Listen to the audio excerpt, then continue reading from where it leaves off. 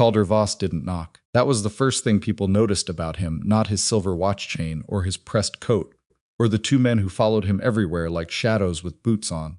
He didn't knock because knocking implied that someone inside had the right to say no. He walked into the Granger farm on a Tuesday morning, while Ruth Granger was still washing breakfast dishes, set a folded paper on her kitchen table without being invited, and told her she had 14 days to vacate the property her family had worked for 31 years.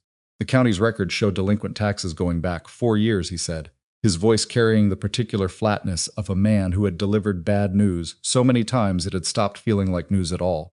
The transfer of title has already been processed. Ruth's hands were still wet. She didn't dry them. She just stood there looking at that paper the way a person looks at something they don't fully understand yet, but already know is going to hurt them. Voss left before she found her voice. That was how it started in the valley. Not with gunfire or shouting.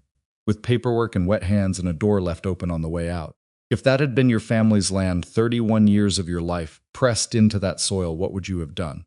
This is the story of a man who came home expecting nothing and found everything worth fighting for, and a woman who had already been fighting longer than anyone knew. If this is your first time here, you're welcome to stay as long as you like. Hit that subscribe button so you don't miss what comes next. These stories have a way of going places you don't expect. Drop a like and leave a comment with the city or country you're watching from. I want to see how far this one travels now. Let's go back to where it really began. The letter reached Elias Boone in Cheyenne on a Wednesday in late October, forwarded 3 times before it found him at the stockyard office, where he'd been closing a cattle deal worth more than most men in the territory would earn in a decade. The envelope was thin. The handwriting on the outside belonged to a county clerk he didn't recognize, and the return address was a town he hadn't thought about in 11 years. He almost didn't open it. He set it on the corner of the desk, while the buyer's attorney was still talking about inspection schedules and payment terms. And he watched it sit there, the way a man watches something he already suspects is trouble. When the room finally cleared out and the handshakes were done, he picked it up, tore the flap with his thumb, and read it, standing by the window with the Cheyenne wind rattling the glass. It was a notice of property review. His father's homestead, 160 acres in the Callaway Creek drainage, registered in the name of Thomas Boone, deceased, had been flagged for tax delinquency review. The language was bureaucratic and careful, the kind of careful that costs somebody money to write. At the bottom, in smaller print, was a case number and the name of a land management firm handling the county's delinquency portfolio. Calder Voss and Associates. Elias read that name twice. Then he folded the letter, put it in his coat pocket, and walked back to his hotel, without finishing the rest of his afternoon. He sat on the edge of the bed for a while, not thinking about the letter exactly, just letting it settle into him the way cold water settles into a wound. He hadn't been back to the homestead since the spring after his father died. He told himself it was because the place was too remote, too tied up in difficult memory, too far from everything he'd built since then. That was partly true. The other part, the part he didn't examine too closely, was that going back would mean admitting that 11 years had passed, and he'd spent all of them becoming a man his father might not have fully recognized. Thomas Boone had worked 160 acres with 2 mules and a bad knee, and had asked nobody for anything. Elias had built something considerably larger, but he'd done it through deals and leverage, and the particular intelligence of a man who understood early that land itself was less valuable than what you could make people believe about it. His father had known the difference between those two things. He'd never said so directly, but Elias had felt it. He left Cheyenne the next morning before sunrise. The ride south took 2.5 days, longer than it should have, because the main road through the Callaway Flats had washed out sometime in the last year, and nobody had bothered to fix it properly. He came in from the east, following the creek drainage, and the country started looking familiar in the particular way that places from childhood always look familiar, smaller than memory, rougher, more honest about what it actually was. He'd been expecting the cabin to be dark, shuttered windows, a sagging gate hanging off one hinge, the kind of slow, dignified deterioration that empty buildings settle into when nobody's paying attention. Instead, he smelled wood smoke from a quarter-mile out. He pulled up without meaning to, and just sat on his horse in the middle of the trail, watching the thin line of smoke rising from the chimney against the gray October sky. His first thought was that a trapper had moved in. His second thought was considerably less generous. He put his heels to the horse and came down the last stretch of trail at a pace that communicated his mood without him having to say anything about it. The gate was latched and upright. The fence posts on either side were new wood, not store-bought lumber, but hand-cut posts, trimmed and set with the kind of attention that takes time and knows what it's doing. The garden plot along the south wall had been turned under for winter, neat rows of bare soil covered with straw mulch the way you do it when you intend to come back. Against the woodpile wall there was a stack of firewood that went up 8 feet and stretched 15 across, split clean and stacked with the bark side down the way you do when you've been told twice about rot and you listened both times. Elias dismounted at the gate and stood there for a moment, because whatever he'd been expecting on this ride, it hadn't been this. Someone had not just moved into his father's cabin. Someone had taken care of it. That complicated his anger but didn't reduce it. He unlatched the gate, walked the horse through, latched it behind him old habit, and crossed the yard to the door. He knocked twice, not politely. The kind of knock that doesn't really ask anything. The door opened. She was shorter than he'd imagined, though he hadn't known he'd been imagining anything. Dark hair pulled back without much ceremony. A work apron with a flour smear on one side that she'd apparently given up trying to remove. She was probably 24 or 25, and the look on her face when she opened the door was not the startled guilt he'd been expecting. It was something closer to assessment. She looked at him the way someone looks at a problem they've been half expecting, and have already started thinking about how to handle. "This is private property," Elias said. "I know whose property it is," she said. That stopped him. "Then you know you don't belong here. I know Thomas Boone built this cabin in 9851, and that he died in the winter of 72, and that nobody has been here since but weather and mice." She leaned against the doorframe with an ease that irritated him. "You'd be the son, Elias Boone, and I'd like to know what you're doing in my father's house." Mara Whitlock. She didn't offer her hand, and I'm doing what needed doing, which is more than can be said for anyone else. He opened his mouth and then closed it again, 'cause there was a quality to her voice, not sharpness exactly. More like the kind of steadiness that comes from having said difficult things before and survived them that made him recalibrate. She wasn't afraid of him. That was the thing he couldn't quite get his footing around. He was a man who owned significant acreage across 3 territories, who could buy most things that were for sale and a few that weren't, and she was standing in his father's doorway, looking at him like he was a neighbor who'd come around to complain about a fence line. "How long have you been here?" he said. 7 months, give or take. "On what authority?" "On the authority of a leaking roof that needed patching and a garden that was going to seed and a gate that was falling into the mud," she said. "If you'd like to debate the legal particulars, I'll need to put the bread in first." She stepped back into the cabin without inviting him in and without closing the door, which he chose to interpret as permission. He ducked through the doorframe his father had been shorter and stood in the main room while she moved to the wood stove and dealt with whatever she had in the oven. The room looked like his father's room. That was the first thing that hit him, and it hit him harder than he'd anticipated. The same rough-hewn table, the same 3-legged stool pushed against the wall, the cast-iron hooks above the fireplace where his father had hung his coat every evening without fail. But there were differences too, a set of curtains that hadn't been there before, plain cotton but well-hemmed, a shelf of books he didn't recognize, and on the mantel 3 candles, burned down to different heights, like they'd been lit at different times for different reasons. The roof was leaking over the sleeping area, she said without looking up from the stove. "I repaired it with wood shingles. I can show you where. I'll find it myself. The east fence line had 2 broken rails. I replaced them with posts I cut from the creek margin, the dead cottonwoods. They'll last several years." She straightened up and looked at him. "The well cover had rotted through. I built a new one. The hinges on the smokehouse door needed replacing. I used hardware I bought from the Mercantile in Cutter's Ford, which is 11 miles that direction." She pointed east. "You've been keeping records," he said slowly. "Every repair, every purchase, every month." She crossed to the table and pulled a ledger from beneath a stack of folded cloth. It was a standard farm ledger, the kind you bought for 40 cents at any dry goods store, but it was full from front to back in a careful, undecorated hand. She set it on the table without pushing it toward him. "It's all there." He looked at the ledger and then at her. Why? She considered the question for a moment, as if weighing whether to give him the full answer or the shorter one. "Because I knew someday someone would come through that gate, and I'd need to be able to account for myself. That someone being me, or whoever came first." He picked up the ledger and turned it over in his hands without opening it yet. The cover was worn at the corners from handling. She'd been consulting it regularly. "You knew the property had an owner." "I knew it had an heir," she said. "Not quite the same thing." He looked up at her. "An heir is someone who has a claim," she said. "An owner is someone who shows up." There it was. She'd been waiting to say that, or something like it. Not with cruelty, there was no performance in her delivery, but with the particular directness of someone who has thought a thing through and isn't interested in the diplomatic version. He could have been offended. He chose instead to respect it, though he didn't say so. He pulled out the chair at the table and sat down and opened the ledger. She let him read. She put the bread on the table, 2 round loaves, still warm, and made coffee on the wood stove. And she didn't hover or explain herself while he went through the pages. He read slowly because the ledger rewarded slowness. It was organized by month, then by task, then by cost. March fence rails, 2 days labor. Materials cost 60 cents. April roof shingles, 4 sections. Materials $1.20. Labor 3 days. May garden preparation. Seed purchase from Cutter's Ford, 45 cents for beans and squash and winter turnips. June well covered. Hardware 80 cents. Timber from creek margin, no cost. On and on, month by month, 7 months of continuous methodical habitation documented in ink that had never smudged.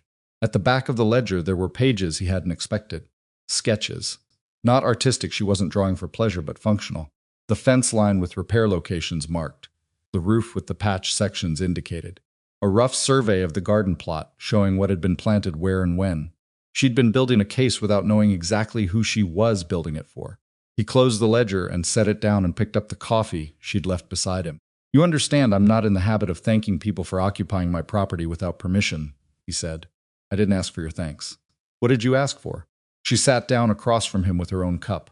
"I asked for nothing. I came here because I needed somewhere to be, and this place needed someone in it, and those two things fit together. I didn't know if it would last a week or a year." "What were you running from?" he said, not harshly.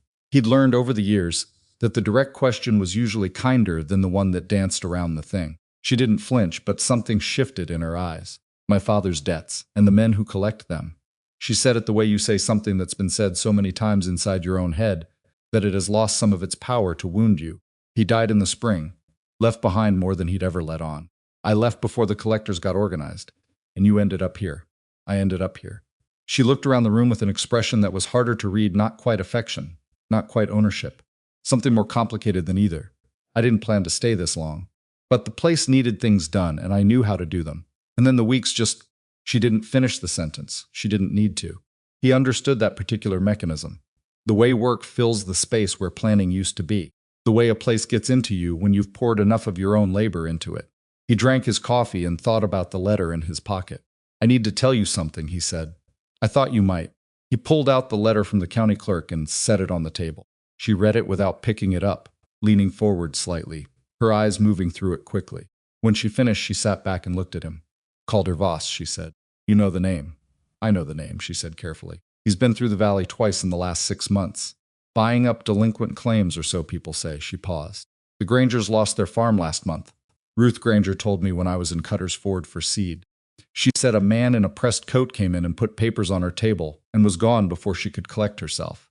She touched the corner of the county letter. "This is the same case number format." Elias looked at her. "You noticed the case number format?" "I noticed things."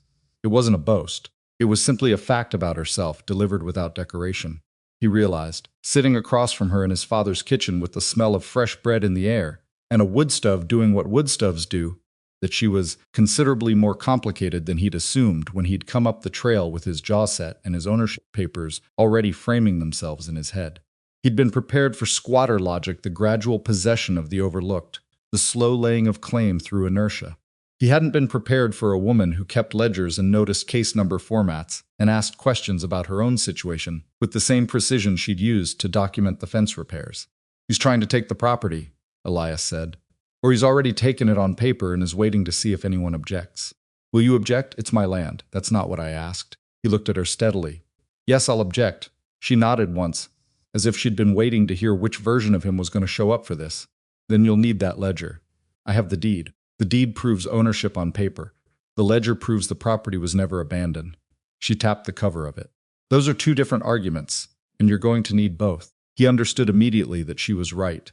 He also understood with the particular clarity of a man who has spent years evaluating people across tables that she was smarter than she'd had occasion to demonstrate to most people she'd met, and that this had probably been the central difficulty of her life so far. "The tax delinquency claim," he said. "My father died without a will. The taxes should have been—" He stopped. He didn't know what the taxes should have been. He'd been in Cheyenne, and then Denver, and then Cheyenne again, and he had not thought about his father's property taxes, because he'd been telling himself it was a detail he'd handle eventually. "There are 8 months of unpaid taxes," she said. 3 years back. Someone paid the first 3 years after your father died, I don't know who, and then the payment stopped." He hadn't known that. He hadn't known anyone had paid at all, and he hadn't known the payments had stopped. That was the kind of information that sat in county records, while a man was in Cheyenne, convincing himself he'd get around to it. "You've been looking into this," he said. "I live here," she said, with a simplicity that made the answer feel like a rebuke, though her tone carried none. "I wanted to know what I was living inside of."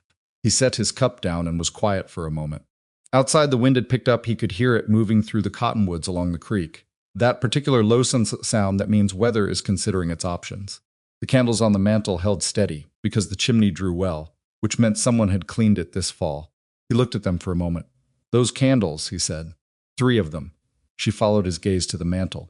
"1 for every new month I decided to stay," she said. "When I lit the 3rd one, I stopped counting." He didn't say anything to that. There wasn't really anything useful to say. He got up and walked to the window that faced the yard and looked out at the fence line, and the woodpile in the garden turned under for winter. She'd done all of this. 7 months of early mornings and sore arms and trips to Cutter's Ford and back with hardware and seed and whatever else the place needed, alone in a cabin that didn't belong to her, for reasons that were part necessity and part something harder to name. "I'm going to go see Calder Voss tomorrow," he said. "That would be a mistake." He turned from the window. "He'll know you're here before you get to his office," she said. "People in Cutter's Ford talk. A stranger on a good horse with expensive tack coming in from the Boone property. The day after the county notice was served, he'll have someone watching."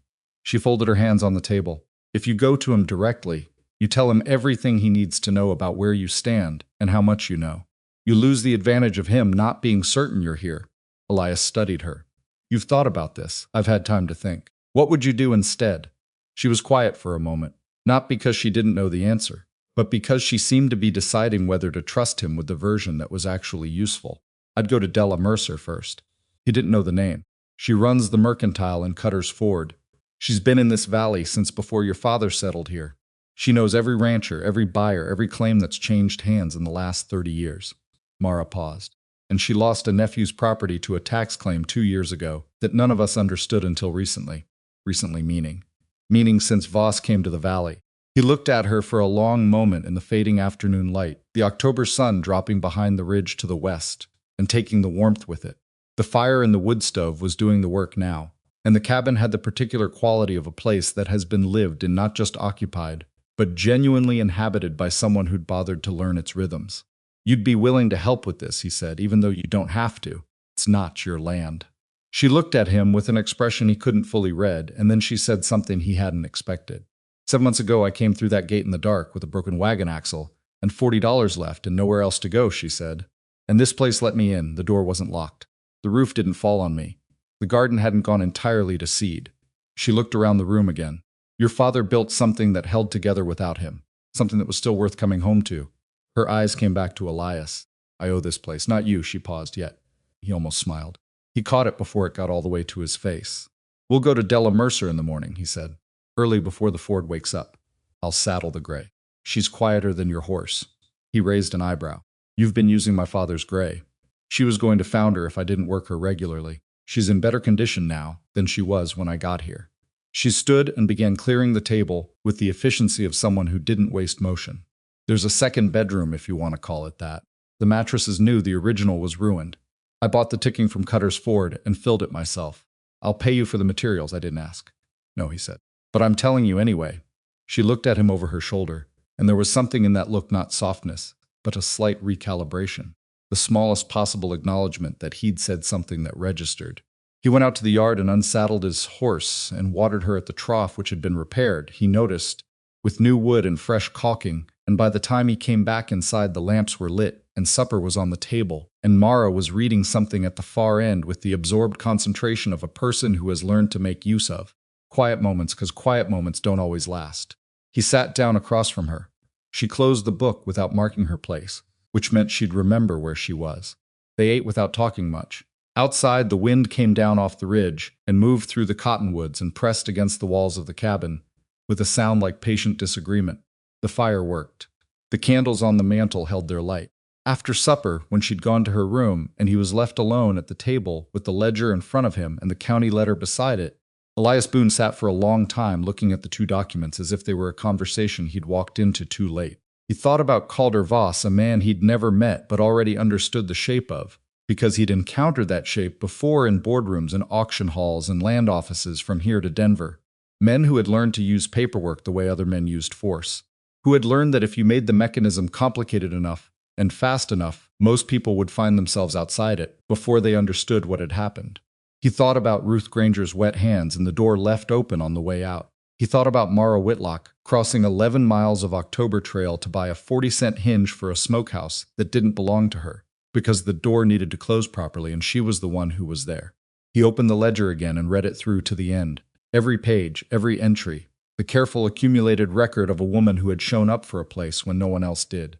By the time he finished, the fire had burned down to coals, and the candles on the mantel had shortened another fraction, and the wind outside had settled into the steady kind that means it has decided what it's going to do and has started doing it. He closed the ledger and put it alongside the deed he carried in his coat's inner pocket, a document he hadn't looked at in years, that he'd been carrying like a habit rather than a purpose. Tomorrow they would go to Cutter's Ford. They would find Della Mercer, and they would begin to understand the full shape of what Calder Voss had been building in this valley, while everyone was looking somewhere else. Elias blew out the lamp, but he left the 3 candles burning on the mantel. He wasn't sure why. Maybe because someone had lit them for a reason, and he wasn't ready to decide the reason was finished. They rode out before first light, Mara on the gray and Elias on his own horse, the trail through the creek drainage still dark enough that they navigated more by feel than by sight. Neither of them talked much. The cold had come in overnight and settled into the low places, and their breath showed in small clouds that disappeared behind them as they moved. Mara rode with the particular ease of someone who had done this stretch enough times that her body knew it without being told and Elias watched her from half a length back and thought about the ledger he'd left on the table, and about the county letter, and about the shape of the problem they were riding toward. He had spent part of the night going through what he knew about tax delinquency procedures in the territory, which was more than most men knew because he'd used the mechanism himself once, years ago, to acquire a parcel in the Laramie Basin from an estate that had no living heirs and no one paying attention. He hadn't thought of it as predatory at the time. He'd thought of it as efficient. Sitting in his father's cabin in the dark with the ledger in front of him, he had thought about that Laramie parcel for the first time in several years, and the thinking hadn't been entirely comfortable. The road into Cutter's Ford was better than the creek trail, but not by much. They hit it just as the sky started going gray at the eastern edge, and they pushed the horses to a trot for the last 3 miles, and arrived as the town was doing what small frontier towns do at that hour, coming to life reluctantly. Smoke from cook stoves, a dog barking somewhere behind the feed store, the blacksmith's forge already going, because the blacksmith always started earliest. Della Mercer's mercantile occupied the corner building on the main street's north end. It was a 2-story structure that had been added to 3 times over the years, each addition visible in the slightly different weathering of the wood. The sign above the door said Mercer General in letters that had been repainted recently, but not recently enough, the paint already starting to check at the corners. Mara went to the door without hesitating and knocked in a particular rhythm. 3 short, a pause, 2 more, and Elias realized it was a recognized knock. Something's established, which meant she'd been here enough times that she and Della Mercer had a shorthand. The woman who opened the door was somewhere between 60 and 70, though she carried her age the way certain people do, as something that had accumulated into authority rather than erosion. She was broad-shouldered and direct-eyed, with white hair wound up at the back of her head and a heavy canvas apron over her dress. She looked at Mara, then at Elias, and her expression shifted in a way that was too practiced to be surprise. "Thought it might be something like this," she said. She stepped back from the door. "Come in before anyone sees you." The mercantile smelled the way all good mercantiles smell, coffee and leather and lamp oil, and the particular dry dustiness of bolted cloth, stacked in quantity. Della led them through the front to the back room where she did her accounts, a space crowded with ledgers of her own and shipping manifests, and a coffee pot on a small stove that was already warm. She poured 3 cups without asking, and set them on the table, and sat down and looked at Elias with the measuring expression of someone who has learned not to waste time on preamble. "You're Thomas Boone's boy," she said, "Elias. I knew your father for 22 years. He was a hard man to know and a good one to have around." She picked up her cup. "You look more like your mother." He didn't answer that, partly because he wasn't sure it was meant as a compliment, and partly because he hadn't been expecting it. "Boss has your property in his files," Della said, moving directly to it. "I know because my nephew Fletcher lost his land 2 years ago through the same procedure, and when I went through the county records afterward, your father's claim was already in the delinquency portfolio. Has been for at least 18 months. The notice was served 3 days ago," Elias said. The notice was served to you 3 days ago. The process started considerably earlier. She set her cup down and folded her hands on the table. That's how Voss works. He builds the case slowly inside the system so that by the time you get a piece of paper in your hand, most of the mechanism has already run. He's not doing anything technically illegal, or if he is, he's done it carefully enough that you'd need someone with real authority to see it. How many properties? Mara asked. That I know about with certainty, 11. That I suspect? Closer to 20, Della looked at her. Your father's ledger, you still have it? It's at the cabin. Good. Keep it somewhere it won't burn. She said that with an evenness that made it clear she wasn't being dramatic. Fletcher's place, the records that would have helped him, were in the farmhouse. The farmhouse had a fire 3 weeks before the county review. Elias went still. No one was hurt, Della said, and no one could prove anything. But Fletcher had been keeping his tax receipts in a box under the bed for 20 years, and that box was ash when the fire was done. She looked at Elias. Voss doesn't do that kind of thing himself, you understand. He has people, and those people don't leave tracks. The room was quiet for a moment, except for the stove doing its work. Elias thought about the cabin, the ledger on the table, the original deed in his coat pocket. He thought about the gray horse that Mara had saddled before sunrise and left in the yard. I need to send someone back to get that ledger and bring it here, he said, already ahead of you.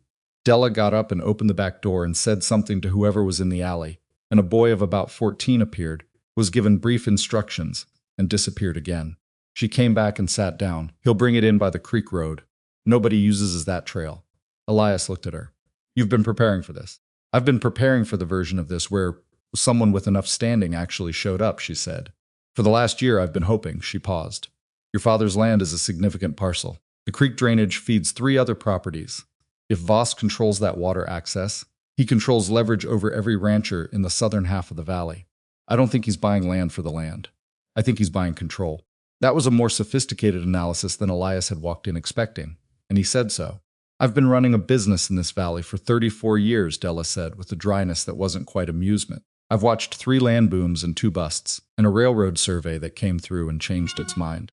I know what someone looks like when they're buying property, and what they look like when they're buying position. Voss is buying position. He'll know I'm here by midday, Elias said. He probably already knows. The county clerk is a man named Aldous Pinch, and Aldous Pinch has been supplementing his salary for the last 2 years in ways that would interest a judge. Della picked up her cup again. Don't go near the county office until you have everything you need. What do I need? She looked at him over the rim of her cup. You need the deed. You need the ledger. You need to establish continuous occupation, and Mara can do that if she's willing to say so publicly, which is a different thing than being willing to say it in this room. She looked at Mara. And you need at least 3 other ranchers who've been targeted, who are willing to stand up with you, because one man fighting a land claim looks like a dispute. Several men fighting the same pattern looks like evidence. Ooh, Elias said. Della set her cup down and began to talk, and she talked for the better part of an hour, and Elias listened with the focused attention of a man who has learned that the most expensive thing in any negotiation is the information you don't have. She named names. The Harlow brothers out on the East Fork, whose grazing rights had been quietly disputed through a boundary resurvey that nobody had authorized. Old Pete Sanderson, who farmed the bench land above the creek, and who had received a letter similar to Elias's 6 weeks ago and had been too frightened to tell anyone. A woman named Cass Tremaine, who ran a small cattle operation on the valley's west edge, and who had confronted Voss's men directly when they'd come to survey her property line without permission, and who had received a visit from 2 men afterward who'd suggested she'd be happier elsewhere. Each story was different in its particulars and identical in its structure, the slow approach. The paperwork that arrived after the mechanism was already running. The careful application of pressure through intermediaries. The precise exploitation of whatever a person had neglected, however small, however understandable the neglect. He finds the weakness, Mara said when Della had finished. Everyone has one. A missed payment, a disputed line, a document that wasn't filed correctly. He finds it and he pulls. Yes, Della said. And in a system where the clerk is his and the county's procedures are his, and most people can't afford an attorney, pulling is usually enough. It won't be enough this time, Elias said. Della looked at him with an expression that was careful and measured. Because you have money. Because I have money and I'm willing to spend it. He paused. But I'd rather not do this with lawyers and counterfilings if there's another way. That approach takes months and gives him time to consolidate what he's already taken. I want to move faster. There is another way, Della said slowly. But it requires the ranchers to be willing to stand together in front of Judge Harlan Reed, who rides the circuit and comes through the valley in 6 weeks. Reed is a hard man and an honest one, and he does not like what he calls procedural manipulation of rural property rights, which is a phrase he has used in 2 written decisions that I happen to have copies of. She got up and went to a shelf and came back with 2 folded documents that she set in front of Elias. I've been holding those for a year. He picked them up and read the relevant passages. The judge's language was precise and unsparing. He had reversed 2 land seizures in other counties on the grounds that proper notification had not been served to heirs, and that tax delinquency claims had been filed without adequate waiting periods. The procedural requirements the judge cited were the same ones that applied to his father's property. 6 weeks, Elias said. 6 weeks. Which means you have 6 weeks to gather what you need and get the ranchers organized and document everything Voss has done. Della looked at him steadily. And to keep him from knowing exactly what you're building until it's too late for him to dismantle it. That was the part that would be difficult. Voss had information sources in the valley, that much was clear from the way he'd timed his moves. He knew when properties were vulnerable before the owners knew it themselves. He had the clerk, probably a deputy, possibly someone in the land office, which meant that any open organizing among the ranchers would reach him quickly. We need to move without looking like we're moving, Marissa said. Both Elias and Della looked at her. He watches for threat behavior, she said. A wealthy man coming to fight a legal claim that reads as threat. A man settling back onto a property he just came home to, making repairs, talking to neighbors that reads as nothing in particular. She looked at Elias. You have the resources to fight him openly. But if you fight him openly, he'll know where your edges are. If you look like you're not fighting yet, he won't know what you're doing until it's done.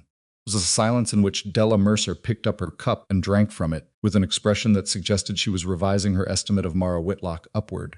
She's right, Della said. And it also gives us time to get the other ranchers in quietly, without it looking like a meeting. How do we do that without it looking like a meeting? Elias asked.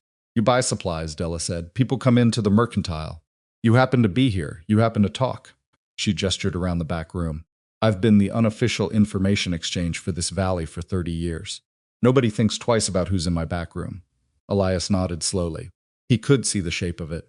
It was the kind of plan that depended less on force than on patience and discretion, and he was better at force and money by habit. But he understood the value of the approach because he'd seen its opposite fail. He had watched men with significant resources lose significant battles because they'd announced themselves too early and given the other side time to prepare the ground. All right, he said. We start with Pete Sanderson. He's the most frightened, which means he's the most isolated, which means Voss will try to use him first. Della agreed. She gave them directions to Sanderson's benchland and told them to go by the old survey road, not the main track, and to not go together because 2 riders looked like a delegation.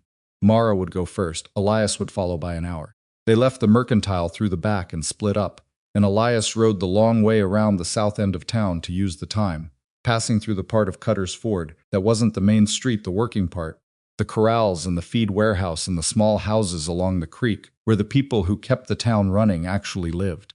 He passed the house that had been the Granger Farms town address, where Ruth Granger was apparently staying now with her sister after the eviction, and he slowed without quite stopping. He didn't know Ruth Granger, but he knew the shape of what had been done to her, and knowing that shape in the abstract and knowing it while looking at the house where she'd landed were different things. He wrote on. Pete Sanderson was a small man in his 60s who had the look of someone who had been weathered into his current dimensions by decades of exactly the kind of work you'd expect from a man farming benchland above a creek in a narrow valley.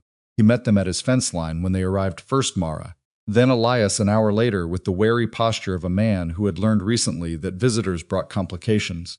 He did not invite them inside immediately.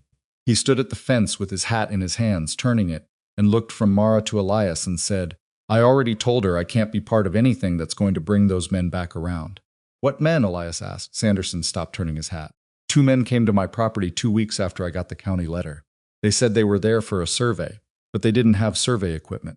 They walked the fence line and they wrote things down, and they looked at my well and my barn, and they said nothing that was a direct threat.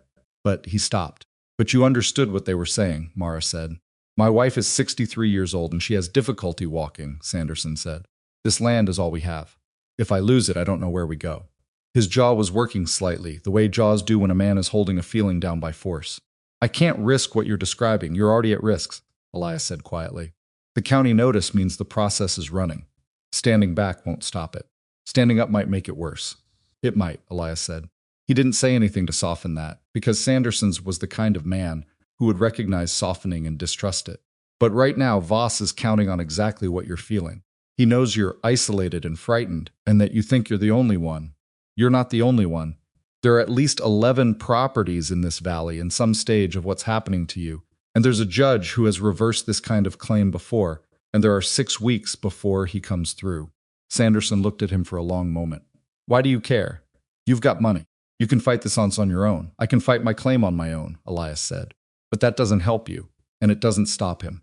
It just means he moves on to whoever's next after you. He paused. My father worked the Callaway Creek drainage for 20 years. He knew the people in this valley. I don't particularly because I've been away long enough to have lost any right to claim otherwise. But I know what this valley would have meant to him, and I know what it means to the people who are still here. That's enough. It wasn't a speech. He delivered it in the same flat, considered tone he'd used for the rest of the conversation, and that was probably why it landed the way it did. Sanderson had seen enough salesmanship in his life to be immune to the polished version, but directness without ornament was harder to dismiss. He looked at Mara. You're willing to stand up? I'm going to testify at the hearing, she said. Yes. You understand what that means for a woman in your situation. He said it not unkindly, but with the bluntness of someone who knows the particular vulnerabilities of particular positions. You're a woman living alone on a man's property without formal arrangement. Voss's people will use that they can try, she said. Sanderson put his hat back on. He looked out over his benchland for a moment, the dry winter grass, the dark shape of his barn against the ridge, the curl of smoke from his chimney that meant his wife was inside doing what needed doing. What do you need from me? He said finally. Your letter from the county, copies of whatever tax records you have, and your willingness to be in Della Mercer's back room 2 weeks from now with the others. Who else is coming, Harlow brothers? Cass Tremaine. Possibly 2 or 3 more. Elias watched him. The more of us, the stronger the pattern. The stronger the pattern, the harder it is for Voss to argue each case is isolated. Sanderson nodded slowly, unhappily, with the look of a man agreeing to a thing that frightens him, because the alternative frightens him more. 2 weeks, he said. Della's back room. They rode back down the bench road separately again, and when Mara caught up to Elias on the lower trail, she came alongside him without preamble and said, He'll come. I know he almost didn't. I know that too. He was quiet for a moment.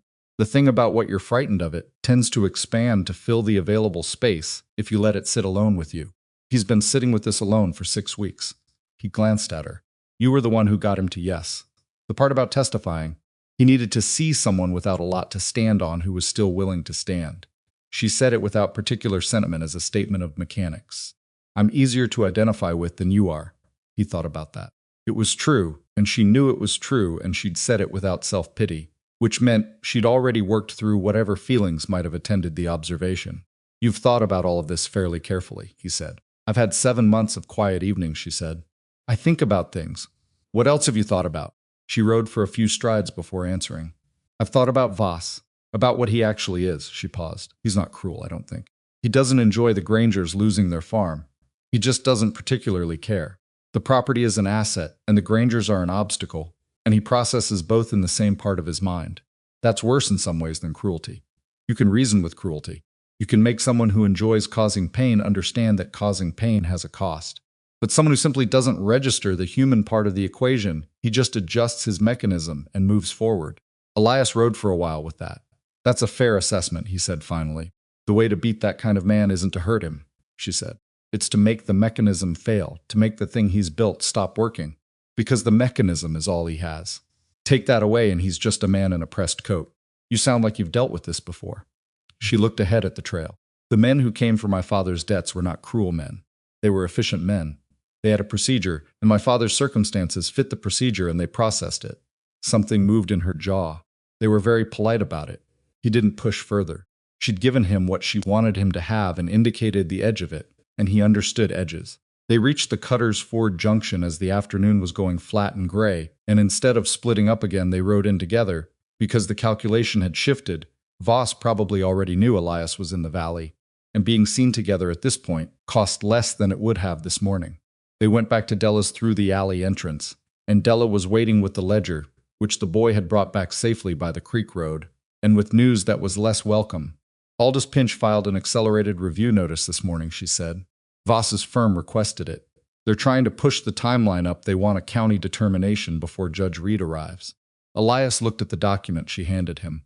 The language was bureaucratic and rapid, the kind of paperwork that moves faster than most people can track. How much faster? 3 weeks instead of 6 if the county accepts the request. Della's expression was controlled, which Pinch will make certain they do. 3 weeks. That cut the organizing time by half and moved the county determination before any judicial review was possible. If the county ruled in Voss's favor under an accelerated timeline, the burden of proof shifted dramatically, reversing a completed county determination required considerably more than preventing one. He knows you're here, Mara said. She was standing near the window with the ledger in her hands, not looking at either of them but at the street outside. He accelerated because he knows you're here. He's trying to run the clock out before we're ready, Elias said. Then we need to be ready faster. She turned from the window and looked at him with an expression that had moved past any trace of uncertainty into something harder and more decided. The ranchers can't wait 2 weeks. We need them in 3 days. We need everything documented in 5, and we need to file a formal contest with the county office before the accelerated review is approved. She looked at Della. Can you draft the contest filing? I'm not an attorney, Della said. No, but you have Reed's decisions, and you know the procedural requirements. Mara set the ledger on the table. And you've been thinking about this for a year. The filing doesn't need to be perfect. It needs to be filed and dated and in the record before Pinch processes the acceleration. Della looked at her for a moment, then she looked at Elias. She's right, he said. I know she is, Della said, and she said it without irritation, simply as a fact that she was adjusting to. She pulled a blank sheet of paper from the stack on her desk and picked up her pen. Sit down, both of you. This is going to take a while, and I need someone to check my citations. They stayed until well past dark. The contest filing took 3 drafts and a significant portion of Della's lamp oil, and a great deal of careful work to make the procedural citations accurate without being challengeable. Elias contributed the legal language. He'd spent enough time in land offices to know how documents needed to sound, and Mara went through Della's copies of Reed's decisions line by line, pulling the specific language about notification requirements and waiting periods and heir identification procedures. She read aloud, and Elias transcribed and Della revised, and none of them talked about anything except the work, and the work was hard and slow and necessary. At one point, late in the second hour, Elias looked up from the paper he was reviewing and found Mara reading by the lamp with the particular intensity of someone who has entirely forgotten where she is. Her entire attention collapsed into the words in front of her. She had flour from that morning's bread still faintly on her cuff, and a smudge of lamp black on her right forefinger from where she'd adjusted the wick without thinking. She was arguing with one of Reed's sentences under her breath, very quietly, working through a counter-argument before she brought it to the table. He looked back at his own paper. He had known a number of intelligent people in his professional life, attorneys and investors and land agents, and men who built things with their money and their minds. He had learned to recognize the quality quickly because it saved time. What he was watching in Mara Whitlock was not the polished intelligence of education and advantage. It was the other kind, the kind that develops in people who have had to figure things out without assistance, who have had to think their way through problems with whatever was available, and who have therefore developed a resourcefulness and precision that formal training sometimes actually dulled. He filed the observation away and kept working. By the time they finished, the filing was solid. It cited the specific procedural failures Voss's accelerated request represented, attached by reference to the ledger's documentation of continuous occupation, and invoked Reed's prior decisions as precedent. It wasn't a winning argument by itself, but it was a formal record, and it would be dated, and it would be in the file before Pinch could run the accelerated approval through. Della made 2 copies by hand, which took another hour. One would go to the county office in the morning, delivered by someone Voss's people wouldn't recognize. One would stay with Della, and the original would go to Elias. There's something else, Della said, as they were packing up. She said it in the tone of someone who has been deciding how to say a thing for a while. Voss has been asking about Mara. Both of them went still. Not openly, she continued, but someone came into the mercantile last week and asked about the woman living at the Boone property, whether she had family in the area, whether anyone knew where she'd come from. Della looked at Mara directly. They asked about debts. Mara didn't look away. She absorbed it in the way she seemed to absorb most difficult things, not without feeling it, but without letting the feeling run ahead of her thinking. He's looking for leverage, she said. Yes. He thinks he can make me disappear as a witness if he finds enough. She said it steadily, but there was something underneath it that Elias heard, not quite fear, but its close relative, the thing that knows fear is nearby and is deciding how to handle the proximity. He might be right. He's not right, Elias said. She looked at him. Whatever he finds, we deal with it before the hearing, he said. Together, not around it, through it. You said you'd testify. That means whatever is in your past comes out anyway, and better it comes out on your terms than his. The silence that followed was the kind that has texture to it. Mara held it for a moment, looking at him with an expression he still hadn't developed a full vocabulary for that particular combination of assessment, and something that was perhaps gratitude, or perhaps just the recognition of being spoken to as a person whose choices matter. My father's debts, she said finally, they're the thing he'll use. If it looks like I ran from legitimate collectors, it undermines my credibility as a witness. It makes me look like someone who uses abandoned property to hide from her obligations. Did you run from legitimate collectors? Elias asked. Yes. Then we find out who has the debts now and whether they can be settled. He said it like a practical problem, because that was what it was. What was the total? She told him.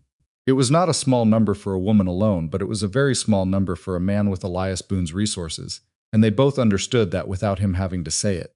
She didn't thank him. He didn't expect her to.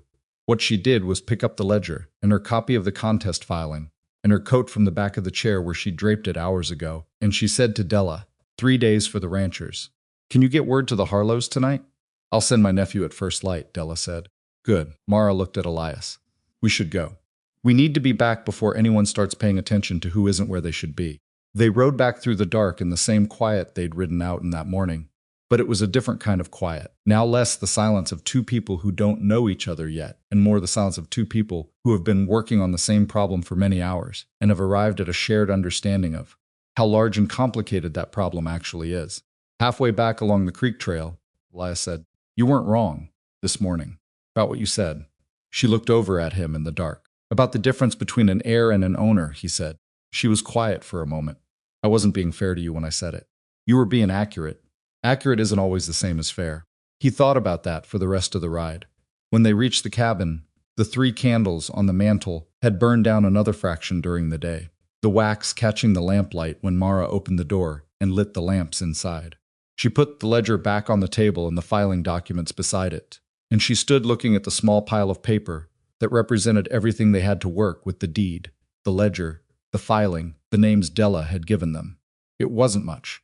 And Calder Voss had the county clerk, and 2 men who walked fence lines taking notes, and a mechanism that had been running long enough to have serious momentum. But it was more than anyone in this valley had assembled against him yet. Elias put wood on the fire, and she made coffee because it was too late to sleep usefully and too early to pretend the night was over, and they sat at the table with the documents between them and kept working, because there were 3 days before the ranchers came, and every hour between now and then was going to matter. Outside, the creek moved through the dark, with its own indifference, and the wind came off the ridge in the particular way it had. And somewhere in the valley Calder Voss was making his own calculations, and the gap between what he thought he knew and what was actually building in Della Mercer's back room and in a dead man's cabin along the creek was, for now, the only advantage they had. They intended to use every inch of it. The 3 days before the meeting passed in a particular kind of controlled urgency, the kind where everything looks calm on the surface, because it has to. And underneath the surface, everything is moving as fast as it possibly can. Elias spent the first day riding the valley under the guise of a man reacquainting himself with land he'd been away from too long, which was not entirely a pretense. He went south along the creek to where his father's property line met the Harlow brothers' eastern boundary, and he walked the fence there and looked at the landscape the way a man looks at something he's trying to memorize, because he understood now that understanding the physical geography of the valley was not optional. It was the foundation of every argument they were going to make about water rights and access, and the reason. Voss wanted this particular parcel so specifically.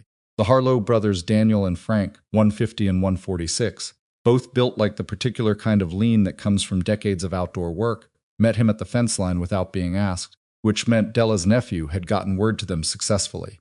They were cautious men, not unfriendly, but carrying the wariness that comes from having already felt the pressure and not yet seen a credible answer to it. Daniel did most of the talking. He said they'd received not a county notice, but something more oblique, a letter from a surveying firm saying they'd been contracted to update the Eastern Valley boundary markers, which sounded administrative and routine until Daniel had done some checking and found that the surveying firm in question had been incorporated 6 months ago in a county 200 miles away, and that its registered agent was a man named Terrence Cope, who appeared in Calder Voss's incorporation documents as a secondary officer. They were going to move the line, Frank said. He'd been leaning on the fence post saying nothing, and when he spoke it came out with the compressed quality of something that had been sitting in him under pressure, quietly. Survey error, they'd call it. By the time we understood what had happened, we'd have lost the east pasture and the water access that goes with it. Did you keep the letter? Elias asked. Daniel went into the farmhouse and came back with it. It was careful language, the letter bureaucratic, vague, difficult to object to on its face. But the firm's name was on it, and the date, and the signature of Terence Cope, and that was enough. Elias took a copy and wrote on. He found Cass Tremaine at her corral, working with a young horse that had opinions about being worked with. She was a lean woman in her late 40s with red-brown hair, going gray at the temples, and the kind of steady hands that come from years of handling animals that outweigh you significantly. She didn't stop working when he introduced himself. She kept her attention on the horse and said, I know who you are. Della told me you were coming. The men who came to your property after you confronted Voss's surveyors, he said. Do you remember what they said? I remember everything they said. She moved the horse in a circle with a light pressure on the lead line. They said they hoped I wasn't planning to make difficulties for myself, that the valley was going through a period of transition, and that people who position themselves correctly during transitions tend to come out ahead, that there were buyers interested in properties like mine who were offering fair prices. She glanced at him briefly. And then the older one said that his employer had a particular interest in making sure the water access along the Callaway Creek drainage was consolidated under responsible management. He said that directly? He said it in a way that was meant to sound casual. It wasn't casual. She stopped the horse and looked at Elias. I told them to get off my land, they did politely. She paused. That night someone cut my north fence line in 4 places. I spent the next morning getting my cattle back. Did you report it? To who? She said it without bitterness, just as a real question. The deputy in Cutter's Ford is a man named Shelby. He's been having meals at Voss's hotel for the past 2 months. She went back to the horse. I repaired the fence myself. He got a written account from her. She'd anticipated being asked and had it prepared. 4 pages in handwriting that was spare and precise. The fence-cutting incident, the visit, the exact words she remembered, all of it dated. He was beginning to understand that Voss had badly underestimated the people in this valley. He'd mistaken their isolation for weakness and their quietness for passivity, and what it actually was in most cases was the focused competence of people who had learned to handle whatever came at them with whatever they had available, because in a remote valley there was no alternative. Mara had spent those 3 days differently. She'd stayed at the cabin, which was the right call. Her moving around the valley would draw attention in ways that Elias's movements wouldn't, because a stranger on a good horse read differently than a woman most people in the valley knew by sight. But she wasn't idle. She'd been going through the ledger with the specific intention of identifying every entry that could be cross-referenced with a Cutter's Ford merchant. Every purchase of hardware or seed or lamp oil that appeared in her records could, in principle, be verified by the merchant who'd sold it. It was the difference between a record and a corroborated record, and she was building the second out of the first with the same methodical attention she'd brought to every other problem that had come her way since arriving at the cabin. She'd also written a document that Elias didn't know about until the second evening, when she set it on the table beside the ledger without announcement. It was 8 pages, and it was her account of her arrival at the Boone property, specific, dated, detailed, written in the careful and unsentimental prose of someone who has thought about what a hostile reader might object to and answered each objection in advance.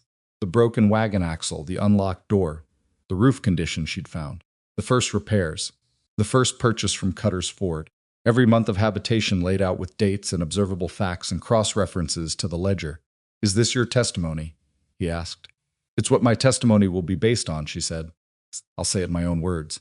But I needed to know I could account for every month without gaps. He read it through.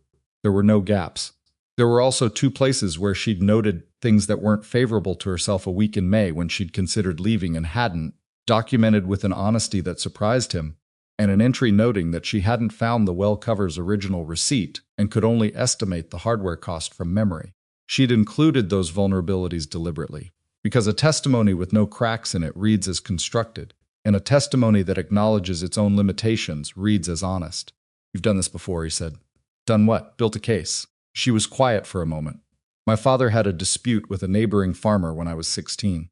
The farmer claimed my father had agreed to a boundary adjustment and hadn't honored it. My father didn't have a written agreement. I spent 3 weeks finding the people who'd been present at the original conversation and getting their accounts and organizing them into a coherent picture. She paused. We won. How old were you? 16. She said it the way people say things that are simply facts about themselves, with no particular pride or complaint attached. He looked at her for a moment and then back at the document. There's one thing you'll need to prepare for, he said. The debt question. Voss is going to use it, I know. Have you thought about how to address it? She had. She'd thought about it in the long nights since Della had given them the warning, and she'd arrived at the same conclusion she suspected Elias had arrived at separately. The truth, she said. Not all of it at once and not volunteered, but if asked, the truth. My father died owing money. I left before the collectors arrived because I didn't have the funds to settle and I was frightened. I came here because I had nowhere else to go. None of that is good, but none of it is disqualifying. She looked at him. What disqualifies me is if I'm caught hiding it. The debts, he said. What's the current status? I don't know. I've had no contact with anyone from that situation in 7 months. He nodded slowly. I had a letter sent to a firm I use in Denver this morning. They'll trace the debt chain and find out who holds the notes now. He held her gaze. If it's settleable, we settle it before the hearing. That's a significant amount of money. I'm aware of what it is. He didn't add anything to that. He didn't need to. She looked at him with that expression again, the one he still couldn't fully categorize. You're not doing this for me, she said. It wasn't an accusation. It was an observation, and she said it carefully, as if she wanted to be precise about it. I'm doing it because a compromised witness compromises the case, he said, and because it's the right thing to do. He paused. Both of those things are true at the same time. She accepted that without further examination, which she appreciated. The ranchers came to Della's back room on a Thursday afternoon that was cold enough to justify everyone being inside somewhere, and they came in ones and twos at staggered intervals, which Della had organized with the practiced logistics of someone who'd spent 34 years managing the movement of goods through a valley, where everyone knew everyone else's business. Pete Sanderson came first, alone, with his hat in his hands again, and sat in the corner. The Harlow brothers came together, which was unavoidable because they were always together, but they came through the alley. Cass Tremaine arrived last, tied her horse at the far end of the block, and walked to the back entrance with the unhurried purpose of a woman running an errand. There were two more, a young rancher named Will Gentry, whose family had been served a boundary dispute notice, and an older woman named Harriet Soames, who had received a purchase offer so far below the value of her property that even she, who had no head for formal finance, understood it as an insult designed to probe how desperate she was. 7 people in the back room. The accounts Della and Mara had gathered suggested at least 11 affected properties, but 7 in the room was more than Voss could have predicted, and that was what mattered for now. Elias stood at the end of the table and did not make a speech. He laid out the situation in the plain, organized manner of someone who has thought carefully about what the other people in the room need to understand, and in what order they need to understand it. He explained the accelerated review, the contest filing that was already in the county record, and what Judge Reed's circuit appearance in 4 weeks would mean if they had sufficient documented evidence to bring before him. He explained the pattern not as an accusation in a vacuum, but by walking through each person's specific situation and showing how the same mechanism had been applied differently to different circumstances, always with the same underlying goal. When he finished, nobody spoke for a moment. Then Harriet Soames said, without particular drama, "So he's been coming at all of us at the same time and making sure we each thought we were the only one." "Yes," Elias said. "That's a very low thing to do," she said. And that was all she said about it. But she said it in a way that settled something in the room, gave the thing a simple moral weight that all the procedural explanation hadn't quite provided. The discussion that followed was not easy. Sanderson was afraid, and he kept saying so, and the others needed to not dismiss that because his fear was reasonable, and working through it took time and honesty. The Harlow brothers had questions about what the actual legal process would look like, and Elias answered them as specifically as he could, which was more specifically than most of them had expected, and that helped. Cass Tremaine asked the question nobody else had asked yet. "What does Voss do when he finds out we've met?" The room went quiet. "He'll do what he's done before," Elias said. "Apply pressure. Look for individual weaknesses. Try to get one of us to back out, and then use that as a lever on the next one." He looked around the table, which is why what each of you decides in the next few days is a decision you need to make for yourself. For real. Not because you feel like you have to be in the room right now. If you're in, you're in. If you're not, it's better to know that before we build the case around you. Nobody left. They spent the next 2 hours going through documents letters, tax records, the boundary survey letter with Terrence Cope's name on it, Cass Tremaine's written account, the county notices in their various forms, and Mara organized everything as it came to her, building a composite file with the focused efficiency of someone who has been thinking about exactly this task for weeks. She said little in the meeting, but what she said was precise and occasionally corrective, in the way of someone who has read the relevant documents more carefully than anyone else in the room. At the end, when Della was refilling cups and people were preparing to leave in the same staggered pattern they'd arrived, Will Gentry stopped beside Mara and said quietly, "The ledger you kept. How'd you think to do that?" She looked at him. He was maybe 22, with the earnest, slightly lost expression of someone who has walked into a situation considerably larger than what he'd prepared for. "I've had to account for myself before," she said. "I learned early that nobody takes your word for things." "You need the paper," he nodded. "Then were you scared?" She thought about it honestly, which he hadn't quite expected. "I'm scared now," she said. "That doesn't mean the same thing as not going forward." He left with that, and Della caught Elias's eye across the room and gave him the brief, fractional nod of someone who has seen what they needed to see and is satisfied. They were 4 days from the deadline on the accelerated review when Voss made his first direct move against them. It came not as confrontation. Elias had been half expecting confrontation, had been watching for it at the edges of his vision, but as information which was considerably more dangerous. A man arrived at the cabin on a Friday morning, riding a horse with well-kept tack and carrying an envelope that he handed to Elias with the practiced neutrality of someone paid to deliver things without being asked about them. Inside the envelope was a single sheet of paper. It contained, printed in clean, careful lettering, the name of the firm in Wyoming that held Mara's father's debt notes, the amount outstanding with interest, and at the bottom a brief notation: "This information may become relevant to the upcoming county review proceedings." Voss wasn't threatening Elias. He was informing him, precisely and deliberately, that he already knew about Mara's debt situation, which meant he had sources reaching considerably further than Cutter's Ford, and that he intended to use it. The notation at the bottom was a courtesy warning, the kind that powerful men sometimes extend to other powerful men as a gesture of professional respect. It said, "I know this card exists. I will play it. You might want to reconsider your position." Elias read it twice, folded it, and put it in his coat pocket. Marza was at the work table when he came back inside, cross-referencing ledger entries with merchant receipts that Della had gathered, and she looked up when she saw his face. "What happened?" He took out the paper and set it in front of her. She read it. He watched her read it.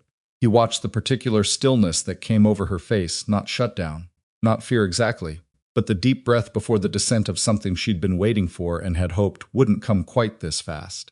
"He's already done the research," she said. "He did it before we got the warning from Della, probably before I arrived." Elias pulled out the chair across from her. "He was building a file on everyone in this cabin's orbit before he knew who was in this cabin. He's meticulous. He's careful," Elias said. "There's a difference. Careful means he's worried about exposure. A man who isn't worried doesn't bother being this thorough." She set the paper down and looked at it. "My Denver contact the firm you wrote to. I've had a reply." He reached into his other coat pocket and produced a second letter, this one from a firm on Denver's main commercial street, the handwriting professional and the language precise. The notes were sold twice. The current holder is a commercial lending office in Cheyenne. The total with accumulated interest is, he named the figure. It was more than she'd told him, because interest had been running for 7 months. "I've already sent authorization to settle." She stared at him. "You did that before you knew he had the information." "I did it 3 days ago when we found out he was asking about the debts." He held her gaze. "I told you we'd deal with it. You didn't tell me you'd already done it." "I was going to today." She was quiet for a moment with a complexity of expression that moved through several things before settling into something he couldn't name, but that seemed, underneath, like relief, trying to find a form it could inhabit without feeling like defeat. "I don't know how to," she started. "Don't," he said. "Not unkindly, it's handled. The debt is gone or will be within the week. Which means when Voss brings it up at the hearing, you can say so. And when they ask how it was settled, you say it was settled before the hearing." He paused. "That's a better story than owing money. It's the story of someone who, when given the means, handled her obligations." She looked at the Voss letter and the Denver letter side by side on the table for a moment. Then she said carefully, "He'll have something else. I know, this was his opening. He's telling us he has the debt as a way of showing us he has other things." "Yes," Elias said, "which is why we need to go to him." She looked up sharply. "Not to negotiate," he said. "Not to show weakness. But to cease what he shows us when we're in the same room. A man like Voss, careful, controlled, methodical, he has tells. He can't help it. The tells are built into the method itself." He leaned forward slightly. "I've sat across tables from men like him before. Not in this context, but in other ones. What he does when he's surprised by your confidence tells you everything about where his real vulnerabilities are." She thought about this for a moment. "And you think I should come with you?" "I think he expects me to come alone as the principal. If you come with me, it disrupts what he's prepared for." He picked up the Voss letter. "He sent this to me, not to you. He thinks of you as a complication in my situation. not as a principal in your own right. Let's let him keep thinking that until he's already in the conversation. They rode into Cutter's Ford that afternoon and went directly to the hotel, where Voss maintained his valley operations, a 2-story building on the Main Street south end that was the nicest structure in town, which wasn't saying a great deal, but the fact that he'd invested in the most comfortable available accommodation told you something about how long he intended to be here and how confident he was about the outcome. The front room had a desk with a young man behind it who had the specific expression of someone hired for his ability to look unruffled. Elias asked for Voss by name, gave his own name without preamble, and the young man disappeared through a back hallway and returned to lead them to a sitting room off the main corridor that had been set up as an office, a table, several chairs, maps on the wall showing the valley's land parcels with certain ones marked in a way that told you a great deal about what Voss considered his. Voss himself was not what Elias had been imagining, which was interesting in itself. The mind tends to construct the person who's been causing you problems in a shape consistent with the damage. And Voss was smaller than that shape, quieter, with a mild and somewhat scholarly face that would not have alarmed you if you'd met him at a dinner table. He was perhaps 55, well-dressed without ostentation, with careful eyes that moved to Mara with a brief flicker of recalibration when they came into the room. "Mr. Boone," he said. He didn't look at Mara again directly, which confirmed what Elias had said she wasn't, in his accounting, the significant variable. Mr. Voss. Elias sat down without being invited to. Mara sat beside him, and she had the ledger under her arm, which she set on the table without opening it. Voss's eyes went to the ledger for a half-second. He pulled them back. "I assume you received my communication," Voss said. "I did. I also received a reply from my Denver firm." Elias took out the Denver letter and set it on the table without pushing it forward. He let Voss see that it existed without making it available for reading. "The debt situation you referenced is in the process of being settled." Something moved across Voss's face that was too controlled to call surprise, but was in the same neighborhood. "I see." "I imagine you do," Elias said. "I wanted you to know that directly because I think you're a man who appreciates clear information." He paused. "I also filed a contest with the county office 6 days ago regarding the accelerated review you requested. I assume you've seen that as well." "I'm aware of the filing." Voss folded his hands on the table. "It's procedurally interesting but unlikely to survive review. The delinquency in your father's tax record is well documented." "The delinquency is documented," Elias agreed. "The question is whether proper procedure was followed in filing the claim against an estate with a living heir who was not notified in accordance with the territorial requirements." He let that sit for a moment. "Judge Reed has written on this question, specifically." The pause that followed was short, 2, maybe 3 seconds, but it was the kind of pause that carries weight. The kind where a man is adjusting something internal and trying to do it without showing the adjustment. "Reed is a circuit judge," Voss said. "His written opinions are guidance, not binding precedent. His written opinions have reversed 2 completed land transfers in neighboring counties," Elias said, "on procedural grounds almost identical to those in play here." Another pause. Voss looked at Mara for the first time since they'd sat down, and the woman's occupation of the property. "You intend to argue continuous habitation." "I intend to present documentation," Mara said.